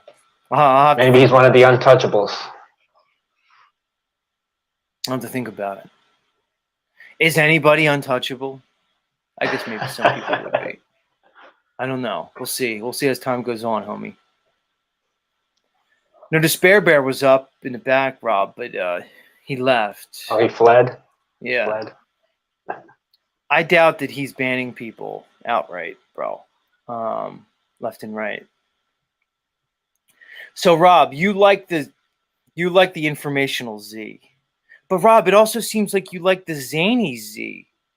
So how am I supposed to balance this out, Rob? And I'm just asking to see what your thoughts are. I'm probably not going to listen to your advice, but I'll take it under advisement. You know, because you like the zany, but you like me talking about physics too. So what is it, Rob? What is it? How do I combine those two in the Rob Cleveland world to, you know, I got a 3-hour show to fill, bro. Go ahead. Right. Well, yeah, I was gonna say, I mean, you were sort of doing it earlier. You know, I don't know, man. It's just find the right balance. Just find the right balance. Yeah, it's just like an energy thing. Right. It's like, so you're saying like don't spend a whole show like ripping on my audience, but at the same time, don't spend the whole show just talking about NASA. Somewhere in between cunnilingus and astrophysics, right? Like find Dick Freedom Grower. How do I find the balance between, you know, like like astrophysics and carpet munching? I don't know. That's the problem with me. It's a weird place to be in, you know. Who knows? Yeah, I personally wouldn't know how you would balance that out. I'm not a broadcaster, and I ain't trying to be. You know, Crow Magic just says, go with the flow, man. Let's go with the flow. Thank you, Dick Freedom Girl. I can always count on you to find a rational, reasonable solution, Dick Grower. And that's why we love you around here. You know, Dick Grower, Freedom Grower just says, astro munching. Astro munching. Yeah. Good idea. Just combine the two topics. Yeah. You know? Or I just could make fun of Yurt Fellow for the rest of the show. I could just do that. You know? I could just bust on on Yurt Life, you know? Like I could just do that, man. You know, I could just like be like,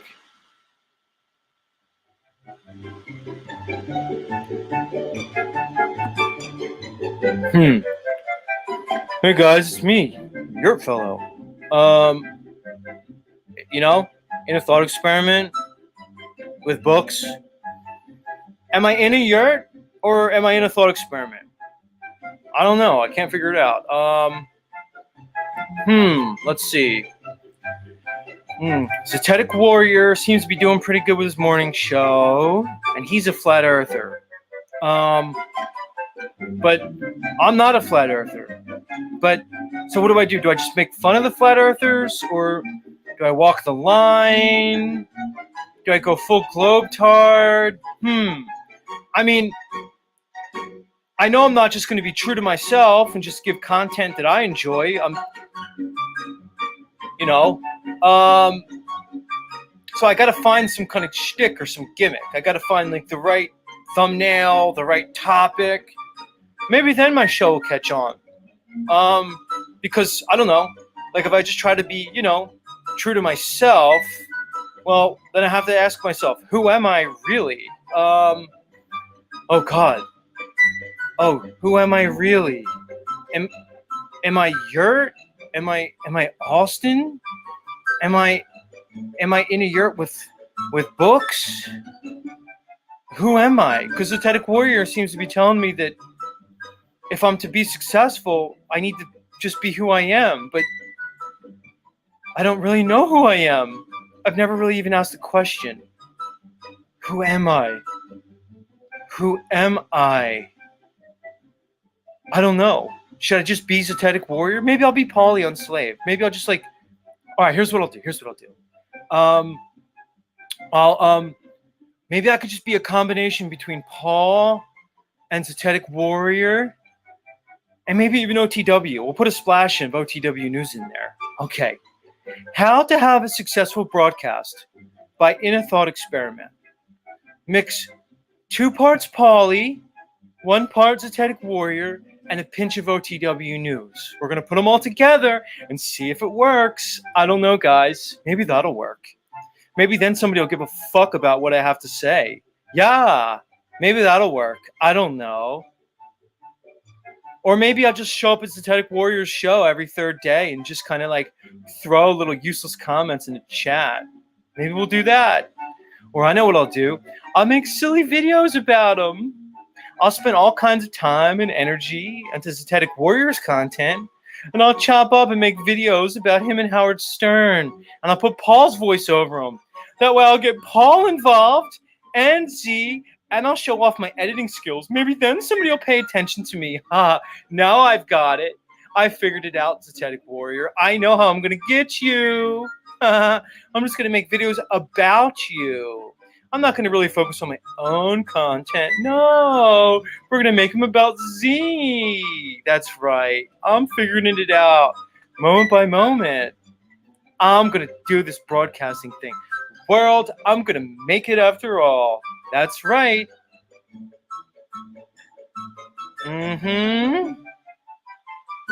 Yeah.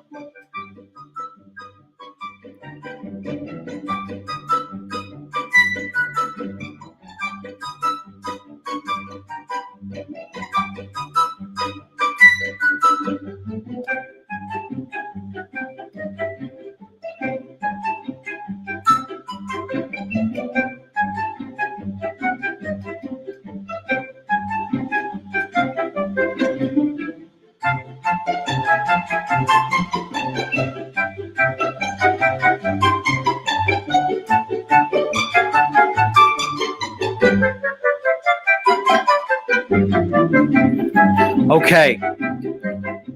This morning I'm going to do it. I'm going to have the best broadcast ever. I watched a bunch of Paul's stuff. I watched a bunch of Zetetic Warrior stuff. I took notes. And now I'm ready. This morning's going to be it. Here goes. Wait, hold. What? Oh, it's my wife, guys. Hold on. What? No, I'm about to do my broadcast. I'm going to be famous. Hold on, guys. No, I took the trash out. I didn't? I thought I did. Can you take it out for me, sweetie? I'm about to do the best broadcast ever. This one's going to put me over the top. No, I'll do it after. Oh, rats. Okay, the broadcast will have to wait. Christos says, who's Z doing? This is your fellow, Christos, of course. It's In a Thought Experiment with books, whatever the fuck my channel name is, because I can't decide who I am or what my persona's going to be. But I just know, Christos, that me, your fellow, if I just keep watching Paulie and Zetetic Warrior long enough, eventually I'm going to have a successful broadcast that people will enjoy. Yeah, Christos, it's me, Yurt. What do you think, Christos? I'm thinking this. If I just combine the right elements between Paul Enslaved, Zetetic Warrior, Chalk Body Outline, Provo Kid, and OTW, I'm going to have the greatest broadcast ever. I'm just going to do that. I'm really not going to be myself, Christos. I'm really not just going to, present material that's authentic to me. I'm going to show news stories and talk over it and hope that Paul Slave shows up to bump my numbers. But when he doesn't, I'll just watch Zetetic Warrior and take notes. Yeah. And then I'm going to have a great broadcast. I don't know. I can't decide. Should I just read books in a yurt? Should I just sit there and talk about the news? Should I do the drama? I don't know. But either way, I'm just going to show up at Zetetic Warriors channel and, just kind of throw shots at him and, make fun of other flurfs because I think I'm so intellectual, not like those dumb flat earthers, which is weird because Zetetic Warrior kind of seems like he's intelligent, but he thinks the earth is flat. Oh my God, he's so silly. Not like me, Austin, your fellow. Yeah. I'm not fooled by a stupid psyop like Zetetic Warrior. So what I'll do, I'll just make fun of him, and I'll try to get all the idiot viewers of the Truthiverse, like the dregs, like the lube asses of the world, like Monk. Yeah, all these guys. Like all these other accounts that just want to make fun of Paul and Slave, like the haters. I'll get all of them to show up at my channel, like the dregs. And maybe there's enough retards in the truther community that I can put together a successful show. Who knows? Maybe I'll even trick them to supply me with some fiat. I don't know. Who knows? I don't know. Yeah.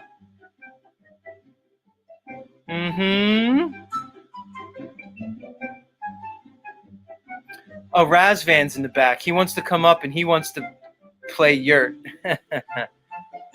Razvan, you want to come up and give your yurt impression? What do you think, Rob? Should I let Razvan up? Razvan as yurt instead of me? What do you think? I totally think you should. Right. Hey.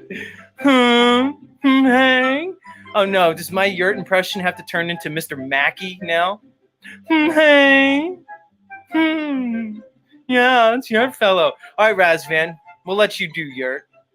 Christy Lee wants to hear it. All right, ladies and gentlemen, up next, Razvan as in a thought experiment. Take it away, Razvan. See, I don't appreciate the light you're putting me on, right? Can you hear me, Z? I can hear you, Yurt. What do you have for us, Yurt fellow? I have a news live stream where my perspective is like CNN, right?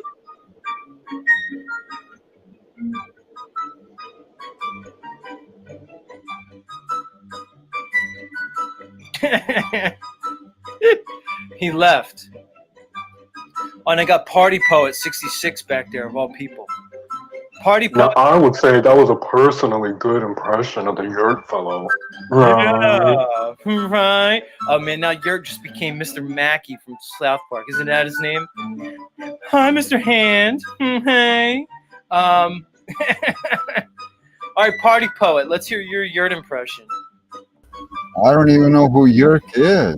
Whoop, that was basically up during the time that you can call in. I was just going to say that last time I was pretty high and forgot that. What are you talking about, Party Poet? You're supposed to do a Yurt impression. Hey. I'm so much smarter than Zetetic Warrior. I know. And I'm really jealous of him. I could just tell. You can see it in my eyes how fucking jealous of him I am. Does Yerk And I'm because I'm so much smarter than that stupid. I'm so much smarter than that stupid Zetetic Warrior. I can't wait till I overcome him and have a way better show than him. I don't know how he has a better show than me because he's a dumb flurf. And I have to just sit here and be jealous because he's got such a way better show than me. Oh my God. Let's go. Who else is here? Who else wants to do their Yurt impression? Oh, not me. Well, hello, everybody. Drugs are bad, okay? I need you guys to put down the peace pipe, and I need you guys to get back to work, okay? All right, students. Now we've got to remember to be respectful to each other, okay? So remember, there's no room for hate or trans van. I'm sorry, but there's no room for you in the classroom. All right, okay? Austin, if you want to remain with your dignity, why don't you get up to the front of the class, okay? Moose. Oh, he left. I was just about to talk to you, Moose. Rob, I was just about to engage with Moose and he fucking left. Unbelievable. Seems like everybody wants to run off after they do their Yurt impression. Yeah. Yeah, it's a Tedic warrior. He thinks the Earth's flat. What an idiot. Hey, Rob Cleveland, here's what I'm thinking. I'll just like go against all the flat earthers and I'll get like all the people in the rights and freedom community who don't really want to look at, reality, and they don't want to talk about the shape of the earth because that's so stupid. So I'm just going to get all those ones and I'm going to collect all those dregs, all the really low intelligent people of the community. I'm going to get enough of them to my channel and that'll make me a success. Really? That's what I'm going to do. Because I'm Yurt fellow. Wait, honey, I told you, honey. I'm doing a stream. You always mess with me. You're doing it on purpose. You don't really want me to succeed. I know it. You're jealous of me. No. I don't want to go back to work. I want to do this. This is my dream. I know I'm not making any money or anything. I want to be a broadcaster, sweetheart. You never let me do what I want. I just want to be a broadcaster. I want to be like Polly Boy. Don't you know, wife, that people pay Polly? He does not even monetize and he makes a lot of money. That's going to be me. And then you're going to love me. I'm tired of eating you out. The Tedic warrior said it's not good to eat out these women. I'm tired of it. So I'm going to make a lot of money and then I don't have to eat you out anymore. And then because you'll just stay for my money. Yeah. I don't know. It's weird. I mean, the Tedic warrior says that you shouldn't eat out bitches. But Paul Enslaved says that you should eat out these women. I'm so confused. Now, Paul has better numbers and makes more money online because the Tedic warrior doesn't even make any money. He hasn't even put up a Cash App yet or a Venmo or a Ko-fi. He said he's going to do it, but I don't see it yet. So Paulie has more listeners. Paulie makes more money. So I guess that I'm going to still eat my wife out, like Paulie says. Paulie says eat these bitches out, so I'm doing it. Fuck you, Tedic warrior. I don't care what you say. But if I start making more money, then maybe I won't have to eat my wife out every night. And she'll stay with me. And she won't take my kids. Yeah. Because I'm Yurt fellow. Austin's my name. Remember, if it smells like fish, you must have quit. Yeah. Hey, Rob Cleveland, do you remember when I had my first channel? And like I just tried to make it like a hit piece channel when I was going after Paul Enslaved, but then I realized I could like do better if I just like rode Paul's coattails, and so I just deleted all that bad stuff I said about him and tried to pretend like it never happened. Do you remember that, Rob Cleveland? Do you? I do. I remember the masterclass on narcissism. That was a good one, right? Right. Remember that? And it was like I was like, oh, Paul Enslaved is like so bad, and I think he's horrible. But then I like deleted that as quickly as I could because, I wouldn't want to stand on the things I've said and leave evidence.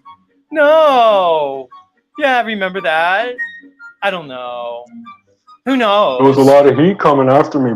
Paul was coming after me. It was too much heat. Right. So instead of just coming correct, but, standing on the things I said, I just deleted it and basically started my channel over. I changed my name and everything. And I just want people just to not notice, like, just pretend that never happened. Just pretend, guys, that I always was just in a thought experiment, and just always played news clippings and gave my commentary because that's not what everybody else does. No, I'm original, right? I'm your fellow trailer park person. Don't you know me? I'm Austin in a thought experiment. Yeah. You know, I pretend like, you know, I'm not a hater against everybody. I'm not extremely jealous because some people have talent and I apparently have zero. No, it's not it. I'm your fellow. I'm probably going to go live right now just to show Zetetic Warrior. I could stream over top of him, and I don't even care that he has a show. I'm going to show you Zetetic Warrior. I'm going to go live whenever I want and show you that you ain't shit, Zetetic Warrior. That's right. I'm going to... Oh, wait, what?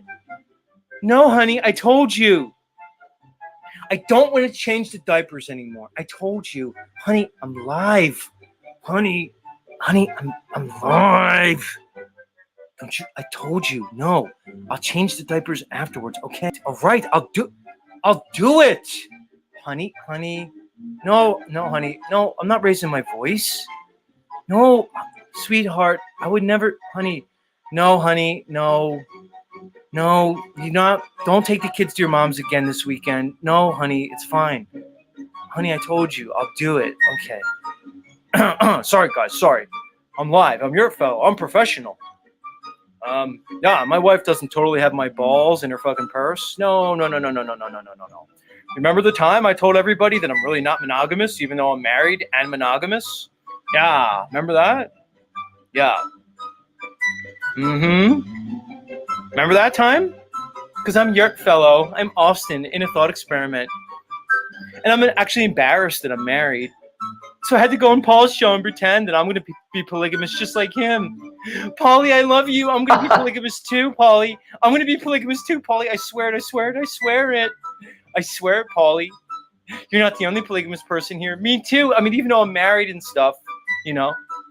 But I'm going to just tell you, Paulie. I'm polygamous just like you, right? Do you like me, Paulie? Paulie, do you like me? Because I'm polygamous like you. Yeah, sorry. Yurt. Sorry, Yurt. Yeah. Yeah. No, he did say that, Christos. Christos says Yurt never said that. No, bro. You remember Rob Cleveland when he had to? Yeah, you remember that, Rob? Where Yurt went on Paul's show and was like, "I'm polygamous too, Paulie. I swear it. Don't worry. I know I'm married and stuff, but I'm polygamous just like you. I really am. I swear it. Just send all your listeners. Make sure your listeners watch my show, please. Please, Paulie. Please come to my show. Please, Paulie. I'm polygamous. Paulie, if I tell you I'm polygamous, will you come to my show in the morning so other people show up? Please? Okay, thank you. Yeah. All right. That's enough. That's enough. I think we're giving Yurt a little bit, a little too much time here in the Z show. A little too much time. You know, much love, Yurt. Much love. But you're going to come here, you're going to come here every third morning and do your passive-aggressive Yurt comments that you like so much. It's going to happen, bro. It's going to go down. Can we see you, sir? Now, when I do my impressions, I turn my camera off, Rob. Was my impression so good? Did you think it was actually Yurt fellow? Do you need to see me to confirm that indeed it's that it's not that it's Rob's like, oh shit, that impression's so fucking good. Is it actually Austin? Did Austin show up at Z's place? And I'll turn my camera on. Much love, Yurt. Much love. Yurt, I'm just gonna put it like this, bro. There's no globe, homie. They just lied to you, man. And this isn't me trying to do an emotional appeal to you, Yurt. Because I've tried with people like you, man. I've tried to talk about science. I've tried to talk about objective reality, things that are observable, measurable, and repeatable. You understand? I've tried to talk to all y'all about that, but none of y'all seem to want to listen. So I'd rather just come up here and kind of clown on you, bro. There's plenty of Yurt, I can give you plenty of resources, dude. I'll give you the best resource, Yurt. Go outside, maybe take your shoes off, stand in the grass, look up at the sky, bro. Then after you've looked at the sky and you look at your surroundings, close your eyes and take 10 deep breaths. And try to convince yourself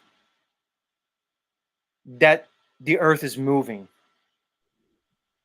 Try to convince yourself. The things I did. Right. Because I can sit here and come on every morning, Yurt. I can read you NASA articles and debunk them. I can talk about science, objective science. I can talk to you about logic, reasoning, logical fallacies that you seem to think you know so much about, but really know nothing about. I can do that each morning. Yurt, we can do this. I can point you to Eric Dubay's channel, to Austin Witzett's channel, all the other big flat earth channels. I can point you to all the books from the late 1800s, Yurt, that talked about the lie of the globe. When people were coming up, when they were really trying to promote this globe lie in academia and elsewhere. And all these people that basically said, scientists,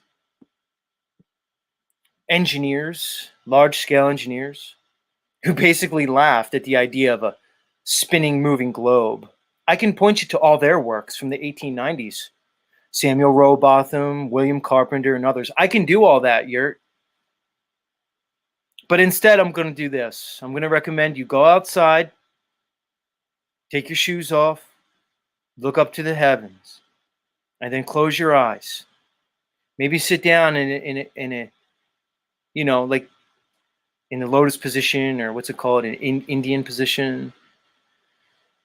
Sit down, and then close your eyes, take 10 deep breaths, and you try to fucking convince yourself that the earth's moving, because that's how simple it is, Yurt. They just convinced you to ignore all of your senses, all of your God-given ability for logic and reasoning.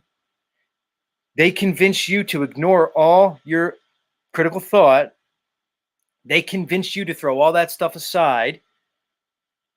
And they convinced you to believe in an impossibility, bro. They convinced you of an impossibility. And they did it to all of us. They did it to me and Rob and you. But the difference between me and Rob and you, Yurt, is that Rob and I had the fucking balls to challenge such an audacious lie. We had the balls to challenge our preconceptions and look at this world for what it really is, which apparently is a place that you haven't come to yet, Yurt. And I say yet because I'm going to give you the benefit of the doubt and hope that you could still get there and you're not completely fucking soulless and mindless and heartless.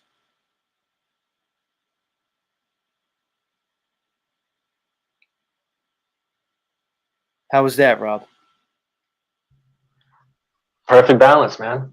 Rocking it Thank today. you. Thank you. In my eyes, I'll say. From my point of view. I'm getting Rob's approval today. Which doesn't really mean much, but it is what it is. Rob. No, it means a lot. Look, Rob, here's the thing. I'm on here 3 hours every single morning. Until somebody tries to do what I'm doing, then try to do what I'm doing and then come talk to me. And I don't mean this to you, Rob, because I appreciate your critique. But try to do what I'm doing. Try to come on 3 hours every morning with zero budget, by yourself, and a 14-year-old laptop. Try to come on and do what I'm doing, and then everybody give me your critiques. Then I want to hear it. Thanks, Razvan. Right on. Yeah, Yurt's getting it this morning, but he comes in like that, he's going to get it. Rob Cleveland, did you see the video Yurt made of me maybe a week or two ago, like a week ago? Did you catch it? Yeah, it was like a 25-minute video, right? Yeah, and I appreciate it. Like he came in, he was talking about it when I brought it up. What was he saying earlier? Probably Yeah, changed it. Yeah, Paul put it up on his broadcast a while ago because Yeah. when he was talking about you and the whole flat Earth thing, and we didn't watch the whole video. We watched a little bit of it because it was like 25 fucking minutes long, and the editing wasn't all that great. And the video that we were really trying to get to, the part that we were trying to get to, you had already posted in a condensed version. So that's Right. what we had ended up watching. It was the part where I like popped off on Paul for calling us all shapetards, right? Yeah. Right. So yeah, so Yurt said he said I thought it was a labor of love and you requested it. I did. I said somebody pull this. I appreciate it, Yurt. I appreciate it. And it you were balancing it. I mean, you were obviously, taking jabs at me with it. Like it wasn't like a glowing thing you did. It's not like you were like really trying to help me. Like you were kind of making fun of me. But I did think elements of it were funny, like the Stern stuff and all. But I'm not sure, Rob, he was really trying to do me any favors. All right, here's No Despair Bear. No Despair, dude. Are you fucking blocking people in the chat? What's up with that, dog? What's up with that? NDB, are you there? Hey, you might want to get your audio worked out before you. We can't Click hear on you, the big stream. dog. Yeah, we can't hear you, No Despair Bear. Don't make me play the clown music. Three Fingers has been requesting the clown music all morning. Don't make me play it. I think he's there. I heard some rustling. Yo, are you there, bro? You know we're live, No Despair Bear. You understand that, right? Broadcast terrorism. Yeah. Should I get rid of him, Rob? Put him backstage. Give him a minute to. Shit out, man. Killing me here. Fucking Killing boomers, man. He's Gen I don't X. even know Like, if he is one. nah, he's Gen X like me. It's funny because the boomer thing has been around so long, like, just kind of ripping on boomers. But what's happening is the boomers are just getting older and older and older. So now a lot of these older people are actually Gen Xers. The boomers are dying off. You're a millennial. We found that out, Rob. And because I know you weren't sure last time. Remember, I was trying to paint you as a Gen Z, a Zoomer, but we found out you're a millennial. So I have it bracketed like this. It's anybody below 23 is a Gen Zer. And even the more newborns now are probably something else. I think they're called Gen Alpha or something, or Gen Omega. I don't know, something like that. But no, you're indeed a millennial because it's 23 or 24 and below is the Zoomers. I'm Gen X. So from anywhere from 23 and 24 to like age 42 or 43, that's the millennials. So. All old people are going to be boomers for me just because it's a funny ass word in my eyes. Gotcha. Shifty Eyes Shady says, yeah, like the newer, like the babies and toddlers now are Gen Alpha. I think I agree with that. So the new ones are Alpha. So now from youngest to oldest, you have Gen Alpha, then Gen Z, then the millennials, then Gen X, then the boomers. Yep. Yeah, the boomers are. But I'm Gen X, believe it or not, everybody. Z's Gen X. Z's Gen X. It's funny, Rob, what they do with my numbers, because I just hit 100 this morning, which happens. It's not the first time we've hit 100 on, a morning show. But as soon as I hit 100 every time, they bump me down, man. Like, my numbers will drop by 20. Like, it'll go from like, oh, here's your number, and then they'll wipe 20 or 30 viewers away, as if like 20 people in a millisecond just disappear. I don't know. It's kind of weird. Weird how that happens. So, I don't know, Yurt. Who knows, Yurt? Just maybe pay attention and you could do the same. Just wondering. Why am I so? What's your take on Yurt, Rob Cleveland? Let's talk about him. Let me try to do it without his me doing his impression or his whatever. Because I like Yurt. I find look, I like I could respect almost everybody in these communities. to a degree, Rob, because they're here. You know what I'm saying? Like, I can respect you, Yurt, on the level, and those of your ilk, because you don't wake up and turn on CNN, bro. You don't wake up and turn on Fox News. You don't wake up and turn on MSNBC.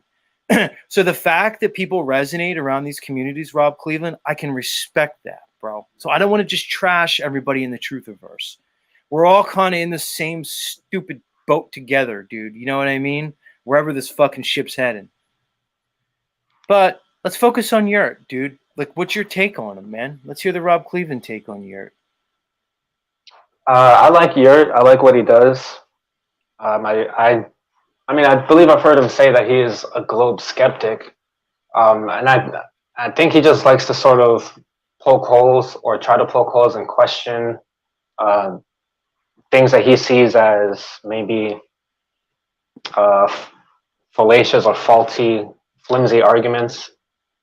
I think that's all that he's really trying to do. Is just maybe. But I don't know if you've noticed, but his questions are very often loaded questions. So he has an agenda behind his questions. He doesn't ask neutral, objective questions. And Yurt, whether you do this consciously or not, examine this about yourself, Yurt. Yeah, Razvan said, well said. I don't know. He might have been saying that to you, Rob Cleveland. I don't know. Just agree with me, Razvan, always. Don't agree with anybody else with me. But he seems to ask loaded questions. Whether or not he notices or not is, who knows? Hard Hat's in the house. What's up, Hard Hat? But yeah, it's a good take on him. So, you know, I could respect almost everybody who's kind of bouncing around these communities. But I also do see, Rob, that there's a strong contingent of just like straight haters, though, man. Like, there are people here that they're just here to hate, bro. And they'll show up every morning, not just to my show, but others that are sort of, you know, let's say Truthiverse adjacent. And they're just hate day after day, you know? It's crazy. Yeah, but you got to remember that those people are typically, you know, miserable in their own lives. You know, they don't find purpose and meaning. Their purpose and meaning, I guess, is just to attack and make them build themselves up. Right. Exactly. It's very strange.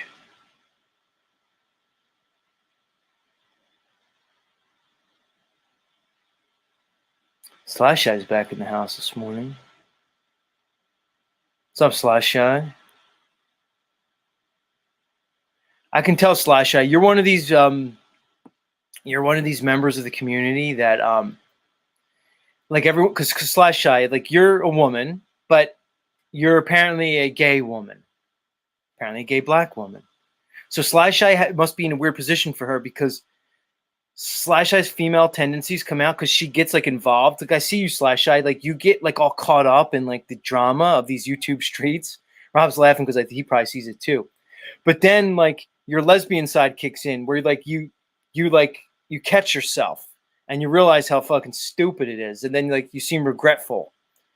That I can see that with you, Slash Eye. Like, you'll get all involved in it and then you'll just cut out, you know? And then it's like, I imagine you get like all embarrassed, Slash Eye. You're like, oh, I just got caught up in this whole stupid metaversal drama. Now, you know, I acted the fool, y'all. I acted the fool. And now, and then you kind of show back up. I don't know. I might be wrong about you, Slash Eye, but I don't want to generalize my my lesbian lady folk out there and just put you all under one banner. Who knows? Who knows?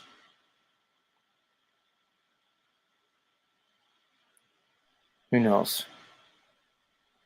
Lizzo, why don't you come up and let me talk to my girl, Lizzo? Lizzo, come on, Lizzo. I don't know if you're camera ready, but you don't have to be camera ready, Lizzo. Just get alpha camera ready. I want my new audience to meet. So for anybody who doesn't know, Lizzo French is here. I love Lizzo. Lizzo's a friend of the show. She's a friend of all of ours. Who doesn't love Lizzo?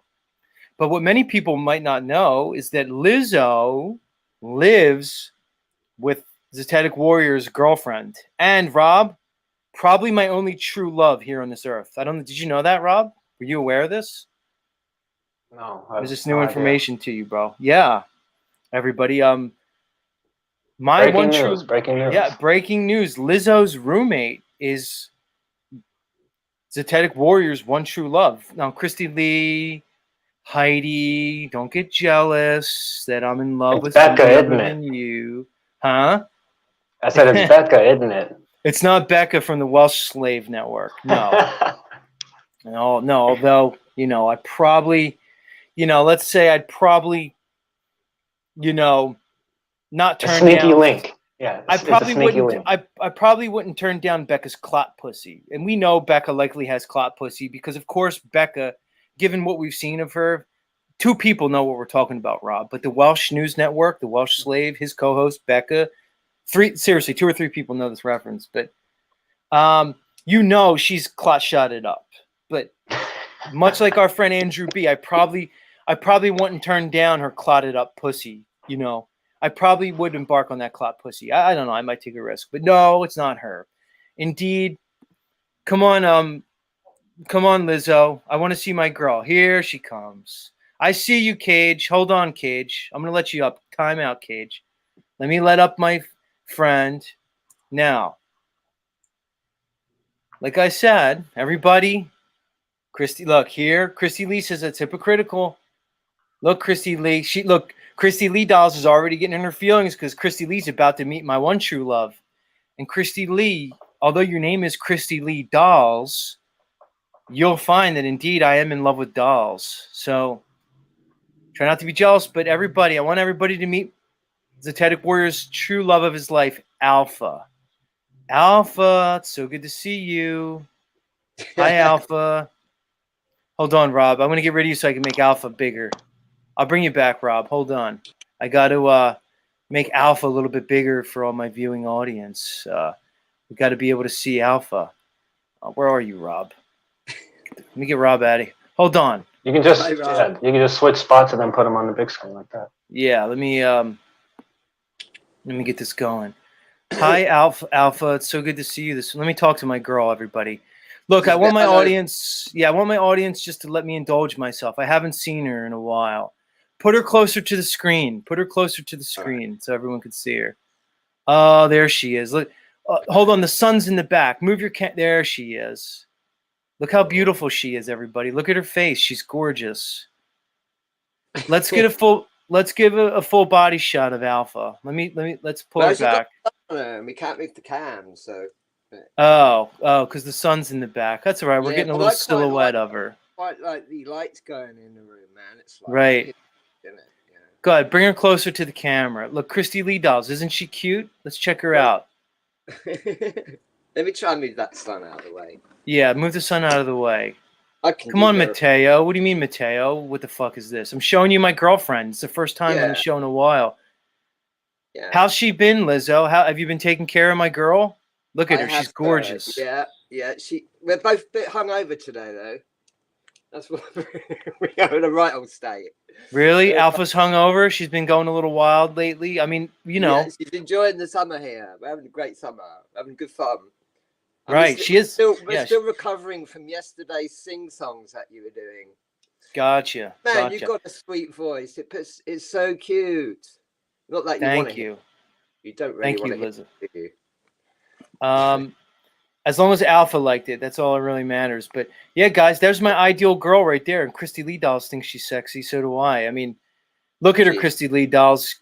She's my ideal chick. She's slutty, but yet in some ways has a little hint of bourgeoisie to her, right? Like you can tell she comes from some upper crust blue blood, but she was abused by her daddy. It's she had a rich daddy. She grew up in some French villa. See, I have a whole story about my lady love Alpha.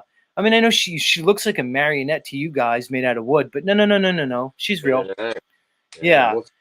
So I have this whole story, Lizzo, that, Alpha, she grew up somewhere in the French Riviera in a villa. And like I said, her dad was kind of an extravagant. He was a bit of a womanizer, and he may even indeed been a bit inappropriate with a young Alpha. So eventually, once she reached of age, she kind of turned away from her upper crust lifestyle, and she headed to the, let's call it the red light district. I think she moved from her French villa to I think she ended up in Amsterdam, right? Isn't that her story, Lizzo? Am I getting it? Yeah, Lizzo knows. And she ended up kind of working the streets in the Amsterdam red light district. But She did. at some point, things got crazy, and she ended up meeting our friend Lizzo here, and now they're roommates, and that's how we met. Everybody, that's the story of how Zetetic Warrior met Alpha through Lizzo, and now she's my lady love. She's my perfect girl. She never talks back to me. She's consistently just gorgeous. She never really ages. She has a great personality, and she's literally perfect in every way. So, Christy Lee Dolls, I know you're like a doll yourself, but you now, Christy Lee Dolls, I mean, you could be forever jealous because you met my real love. My real doll love is Alpha, and that's it. She needs a daddy. She needs a daddy like Paul. She needs a man around her, Right. She needs somebody to take care of her, keep her in line a little bit. Yeah. Well, you know my theory, Lizzo. My theory is that all women really need somebody to make decisions for them, and that just by nature, they're not in any position to, choose things, decide anything about their life, or make any type of rational decision. What's your take, Lizzo? Am I like being misogynist when I say that women really can't control themselves and have no business making decisions in their life? I think they do a better job than I did when I tried to fake being a woman for 30 years. I couldn't pull it off. Credit to them. They're the real McCoy, man. Yeah. So you're saying, Lizzo, and we know that, and maybe my new listeners are unaware of it, that for 30 years you say you were identifying as a female, right? Yeah, for I 30 tried years. to fool people into it, with the devil's magic. Right. Yeah. But the whole time, though, you still were a biological man, right? So you still had the. Oh gosh, yeah. I used to keep that ball. I used to keep my tackle in my handbag. That's where trannies keep their tackle in the handbag. I can say that.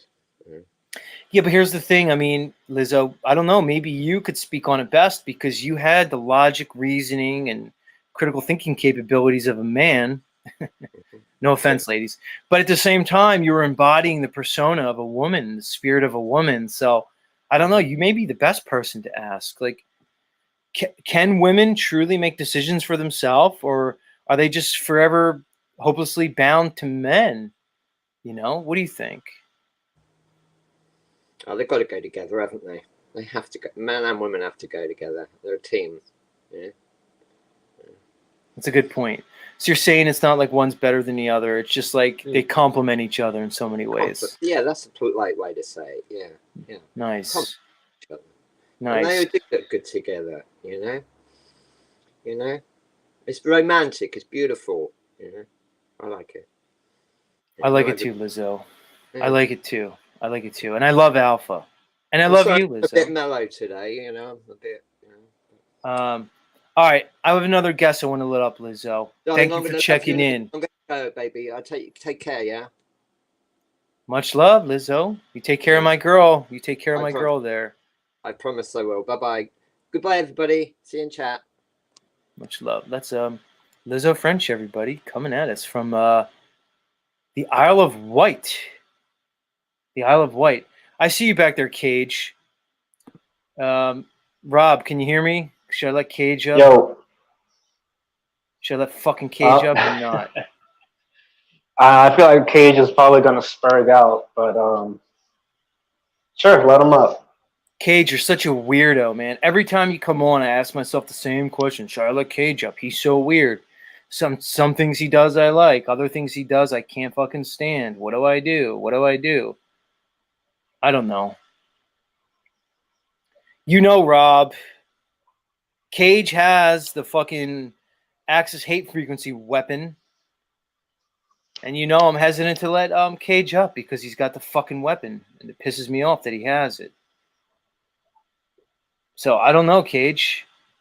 I don't know if you could be trusted, bro. If you really want to know the truth, homie. I don't know if I can trust him, dude. It's too much for me. All right, Cage, I'm gonna let you up, you weirdo. And if I'm getting too noisy, just mute me. All right, let's let Cage up.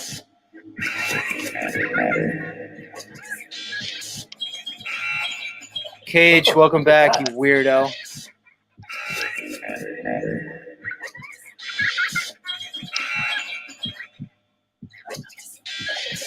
Cage, are you there, Cage? Cage?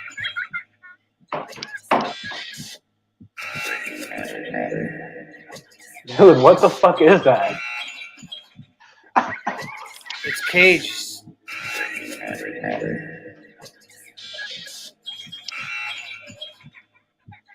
Cage. So you probably fell asleep. You probably fell asleep. Bro, turn this shit off. Oh, look, he woke up. So you come on my show, you fall asleep, and now you got to wake up and shake the coal out of You your think eye. I'm Come on. asleep? I'm fucking waiting for you to turn this shit off.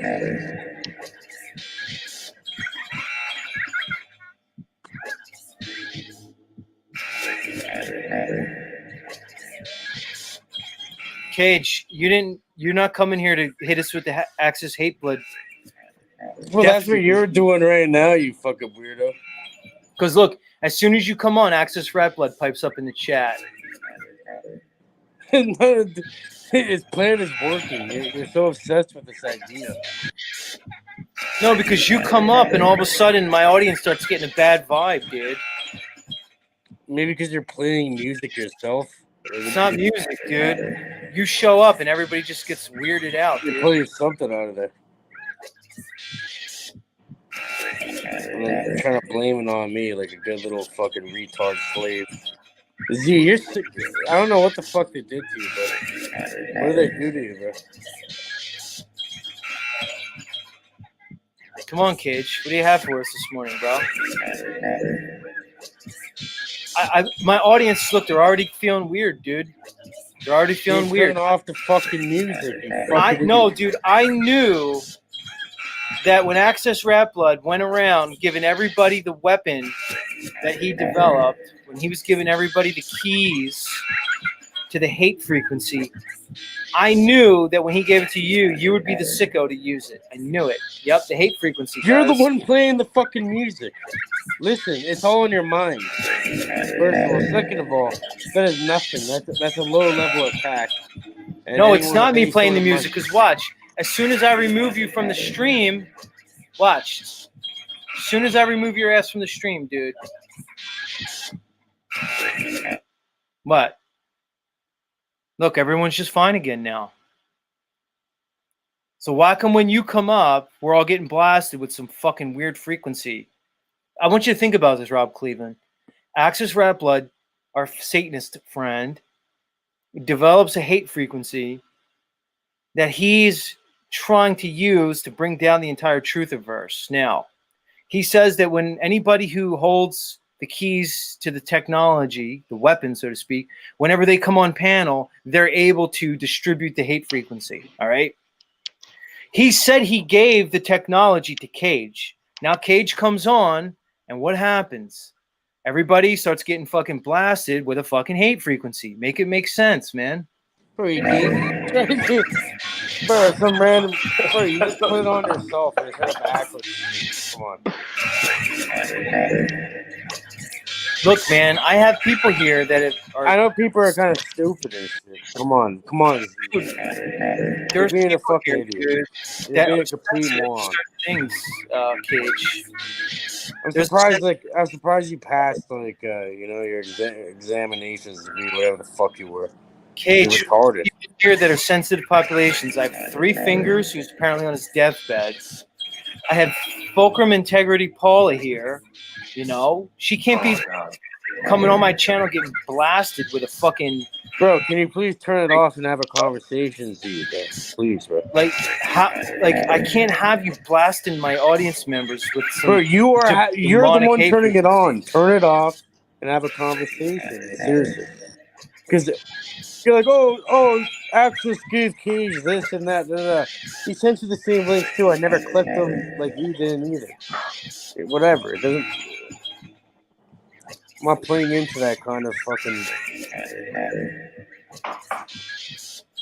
Cage. Everybody knows Can you that be you have. Be real. Be real. Come on. Cage, you have an affiliation with the Masons, admittedly. Yes or no? No, not really. No. Not really. I know You know- people who happen to be Masons, yeah, but I don't have an affiliation with them. So you're basically a Mason. You've admitted it. No, I'm not a Mason. If I was, I'd tell you. I'm not a Mason. I've never been initiated into anything. You hang out with Axis Rat Blood, who's an avowed Satanist. I don't You guys are really friends? know Access Rapper about No, you don't. much. I've known him off a couple of panels. He came on my panel a couple of times, a few times, and that was it. You know, he just had a conversation. So he came on yours. Turn off the fucking music, man. Seriously, bro. I'm not doing it, Cage. Now you're gonna blame me. You come on here doing this shit to my fucking audience, and you're gonna blame it on me? Get out of here. Because You're it's a, gotta record what I'm saying on it. you're a Want me to go- fucking disgrace. You're a fucking disgrace. Get the fuck out of here. God. Not gonna do. Sorry, guys. I didn't mean to subject you to that, so early in the morning. I got basically Masons, Jesuits, Satanists, Shriners, Rosicrucians. I got fucking these Club of Rome people. Got the Knights of Malta and the Black Pope. I got all you secret society assholes coming here trying to take me down. Using fucking agents of chaos like Caged Reality. Basically, I got all the fucking forces of the Dark One coming at me. Now it looks like my StreamYard's messing up. Yeah. That's right, Mimi. You're laughing, but I got all the dark forces against me. I come here every morning to try to fucking... Right, Mimi. You're laughing, but I got all the dark forces again. There we go. We're on. So here I come every morning, try to present a show to all you fine people. And I just have to deal with all these demonic fucking hate frequencies. It's really messed up, man. It's unbelievable. Cage is still backstage. He doesn't want to go away. What's your deal, Cage? You just gonna hang out backstage? Like, what the fuck am I supposed to do with you, bro? Cage? Like, what's wrong with you, dude? God damn with the fucking music. You're...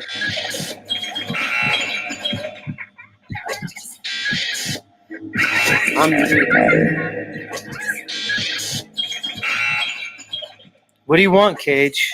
You're scaring my listeners, bro. I let you Turn off on. the music and let me talk. What do you want, bro?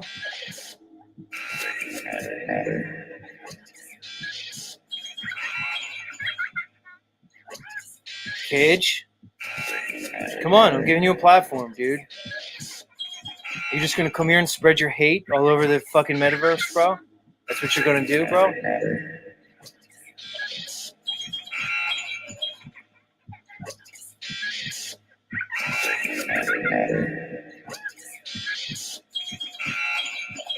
Look, somebody's saying that they're demonic. Who's demonic? Look, my listeners are calling you demonic, Cage. That's what you get for fucking around with the likes of Axis Rat Blood. He's a Satanist. He's a fucking total Satanist. Completely disillusioned. Look, my crowd thinks you're using some MK Ultra practice on him right now. You're dude. playing it to your crowd, you fucking idiot.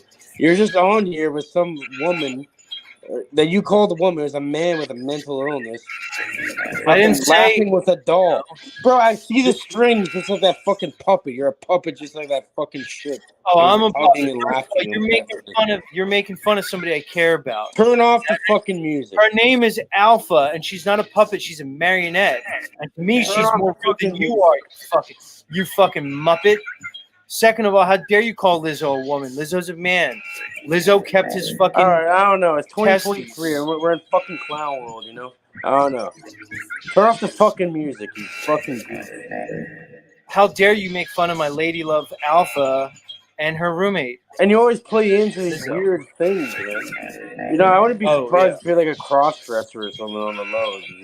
Z wears a dress on Wednesdays, everybody. Yeah? Yeah, Cleveland, you see that, don't you? Look, Cleveland, fucking. Right. You're a I'm looking at muppet, the man. comments. He knows. There's something weird about you, my friend. There's something up with you, man. But seriously, turn off the fucking music. You're playing the fucking hate frequency as well, trying to blame me on it. Play this weird ass fucking. Why do you even have this?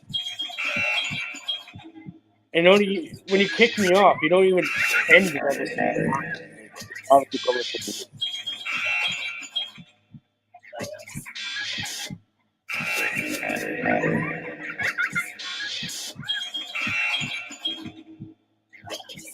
Is that it, Cage? You're just gonna come up here and just make a bunch of homophobic comments? See, even Heidi agrees. Fucking Z becomes Q, you know, on Wednesday, so it's wearing a fucking dress and shit. And you know, it's all right. Z, it's 2023. You know, embrace it.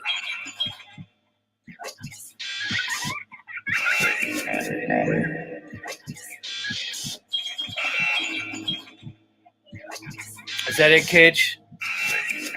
I'm getting rid of him. Fucking Lizzo will give you some. I'm getting rid of this fucking clown. Fuck you, Cage. Get the fuck out of here, dude. You're too much, bro. You're too much.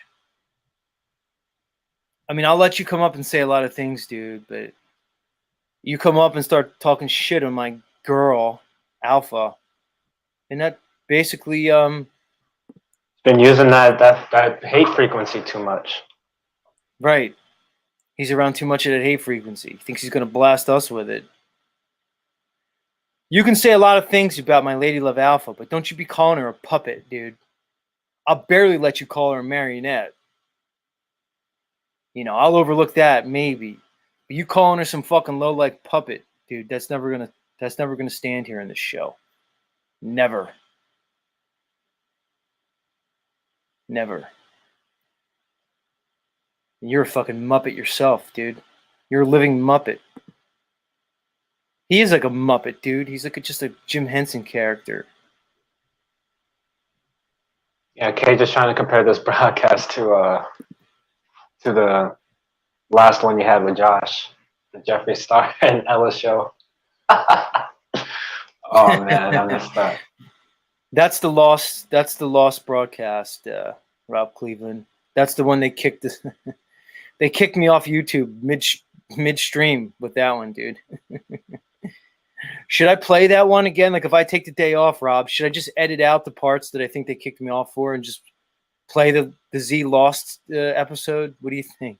Should we just leave it? Yeah, I think that's the only. I really believe that's the only thing that got you taken down was, you know, Poncho showing his Glock. Right. Because in retrospect, you know, our friend Poncho took out his Gliggity Glock, flashed it to the camera, and they popped me off YouTube. Within like a minute, man, they just canceled my stream. All right, listen, Rob. Three Fingers has requested, the Lost tapes, right, Marquez? Look, Three Fingers has requested that I play the circus music 3 times this morning, all right? And I have to admit, I kind of do have to urinate. And I've been trying to wait till the end of the show, but I can't wait any longer. So with that being said, as I go relieve myself, everybody, TMI, I'll leave you with the stylings of Z's goofy circus music, everybody. And we're going to make you happy. I hope you're still there, Three Fingers, because you requested 3 times. So this is for you, Three Fingers. I'll be right back, guys. Don't go anywhere. Much love. Much love. Much love.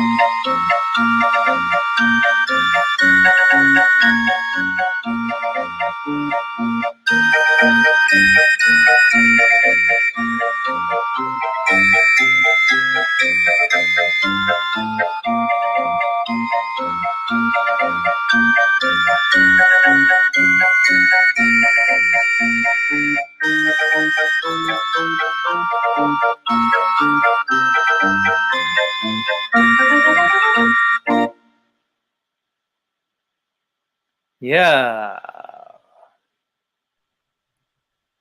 Much better. Yeah, Rob, I get to this point in the broadcast sometimes where, like, if I have an extra cup of coffee in the morning or for whatever reason, you know, and the old bladder starts to fill, and I go, oh, well, do I just wait until I'm done, or, you know, do I stop? And sometimes you just, you know, got to do what you got to do when nature calls. It's the way it is. There you go. Yeah. I'm sure the audience will understand. Yeah. Look, the third morning in a row, Rob, that OTW hasn't showed up for his segment. Whoa.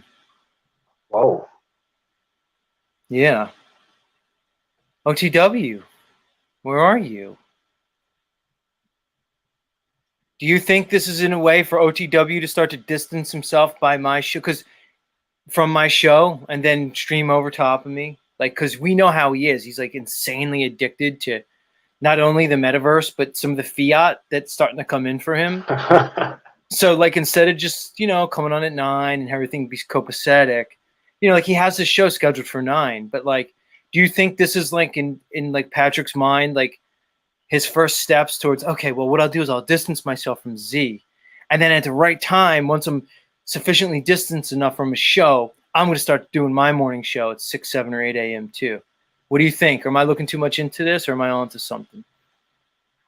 No, I think you might be onto something because, as I recall, I may be recalling incorrectly, but I think he said he enjoys doing that segment. So I don't understand why he would choose to sort of distance himself, unless he's feeling some type of way about something, which I have no knowledge of, but maybe he is. He does he does say he does have this love hate relationship with you, so maybe it's just part of that phase where he's hating right now. Right. Yeah, he has admitted that he has indeed a love-hate relationship with me. Axis Rap Blood says he got Satan stamped yesterday. Who, Axis? OTW got Satan stamped? Yeah, weird, because Rob. you typing names into the fucking chat is I don't know, man. This Right, dude's what a does he wild. mean? What's he trying to say, Rob? Like, it seems like Axis Rap Blood just likes going around the different channels and like, you know, tries to fuck with stuff like by conjuring demons and stuff. What do you think's going on with that, bro? Yeah, I think that he thinks he's conjuring up or summoning these demons just by typing their names into the chat and putting a skull face with a black heart. Right. I've noticed that Axis Rap Blood has like a signature and it's always a black heart. It's always a black heart. With Sometimes the skull and it's, bones. yeah, with skull and bones. Yeah, it's kind of weird, man. I don't know. I'd like to think that Patrick's just, you know, maybe he's been sleeping in lately or, you know, who knows? Watch out, Patrick. Sleeping in, I mean, if he starts a show at 6, I mean, the segments could only be 9. like 5 minutes, right? 5, He's- 10. Well, I'm going off my time. I'm West Coast. Yeah, he's got it scheduled for 9 a.m. Christos is here. Let's see if Christos, maybe Christos knows something that we don't, Rob.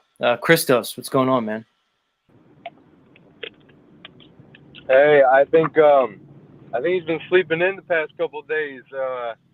I know he made a painting or whatever, some drawing for someone, and then I'm not making excuses for him either, but this is just my guess of what's going on from what I've noticed recently. He's been starting his lives later, so he's been getting a later start in the day, and that boy's been sleeping in, and he better get his ass together because I'm about to get on him if he's not getting proper sleep. You dig? Yeah, but today he has a show scheduled for 6 o'clock, and you know the truth or news segment that he says he likes doing. I mean, it's like 5-10 minutes. So I mean, I don't know how that's working out. How that works out. Well, I don't think he's making a statement by it. Basically, I think he just doesn't have his shit together, and he's trying to up or whatever. I think I can accept that. I think he genuinely forgot. Yeah, even though that's some bullshit. How would you? He doesn't have his shit. We do look forward to the segment. Yeah, either way, much love, Patrick from OTW News. We love you, dude. I think it's probably that same thing. He's just sleeping.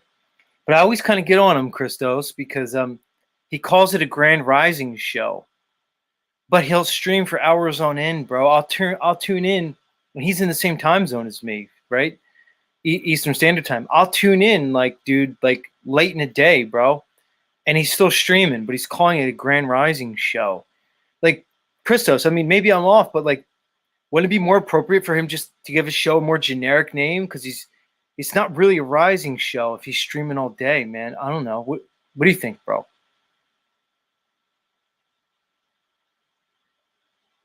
We can't hear you, dog. Maybe he could change the name if he does it later in the day and do some other type of show. If the dude's making other channels for his art and whatnot, you can make a separate show. It doesn't always have to be the Grand Rising show. You can do an open panel that's not. Yeah, I know what you mean. I know what you mean for sure. I think that's something to consider. I think the dude needs to start coming with topics. I told him this already. Because right now he's just fishing for panel walkers. Like every single time it's a freestyle. And people like him. We love him in the community. We'll come up there and help make a show. But when no one's hopping up there, sometimes he makes it damn obvious that he has nothing planned. And even if you admit that, it doesn't make it okay either. And then that's all I gotta say about that. Interesting. Christos giving OTW some producing advice. But I get where you're coming from, Christos. Like this morning, like I had a couple of those live science articles in the can. So I figured if the energy goes to a certain place, I could bust those out. You know, Rob likes it. He likes the info, or Oh yeah. or The I'll improv, like, infotainment. edutainment, infotainment. I like that. Like I didn't like have any plans on, or sometimes I'll just kind of freestyle. Like I had no plans on going in on Yurt Fowl this morning. Like that wasn't part of it. So what I did was Yurt came on. He kind of was getting on my nerves because Yurt tends to do that with his like, I just ask questions that are loaded questions to try to make you look stupid. It's not logical if it's a loaded question, Yurt. You might want to look into that. You have to understand that. But so I was like, oh, and then I just like had some goofy music that I threw in the back, and then we get to do a Yurt segment. Like that wasn't planned at all, you know. I will say you are pretty good at Yeah. the improv. Sorry. Appreciate that. You know, part of me knew I was going to go in on Nuba, but like not really. I'm like, all right, do I go in on Nuba again? You know, so there's a mix, right? But I agree, dude, that like, you know, OTW and I have different shows, man. I'm up here trying to work on my improv skills, trying to work on, you know, because I want to be able to hold a show without relying on a panel. Peace out, Rob. Much love. Rob Cleveland, everybody. You know, Christos, like I'm trying to like, and I think I am successfully, at least more and more each time, is working on my skills and being able to carry a show without relying on really anybody else, dude. And I would agree with Patrick's show. It's a different show. It's more of a panel show where he tends to kind of go in the background. But here's the thing, Christos. I've seen in Patrick an ability to like basically speak extemporaneously. Like I think he has more of an ability than he knows, right? Oh yeah, I agree. Right? Like, Yeah, he's good. He's got it. He's got the star power. I even left a comment the other day that he was keeping over like 50 people in the live chat, and there was like nothing going on there for a good 5 minutes or so, and like numbers weren't dropping at all. So yeah, he's got it for sure. He can tap into like those flows. We've seen it. You know, I mean, a lot of it's just maybe working through your discomfort, you know, and going into the unknown. Maybe that's part of it. But all right, adios, Christos. I'll check you later, homie. Bye. Peace out. That was Christos, everybody. Christos and Rob Cleveland. Cage, are you still fucking back? Are you still there, Cage, or what, dude? Like, what's your fucking deal, bro? Cage, come back another time, dude. Much love, Cage. Much love. The show's over, Cage. The show's over, homie. You did great today. Get out of here. Get out of my studio. Scaring my audience, dude. You're scaring my audience. You had Razvan all worked up. Oh, Laurie, that's not true. Laurie, come on. I'm not even going to read your comment there, Laurie. That's not nice. It's not nice. All right, everybody. That'll do it for another installment of the Z Show or Z Show. No, Party Poet. The show's over. Come back another time, Party Poet. You don't know my show now? Party Poet, you just wake up. You want to come up and crowbar your stuff in? Show's over.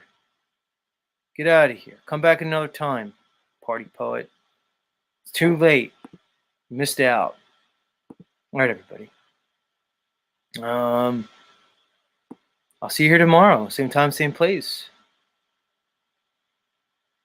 Take care of yourselves and each other.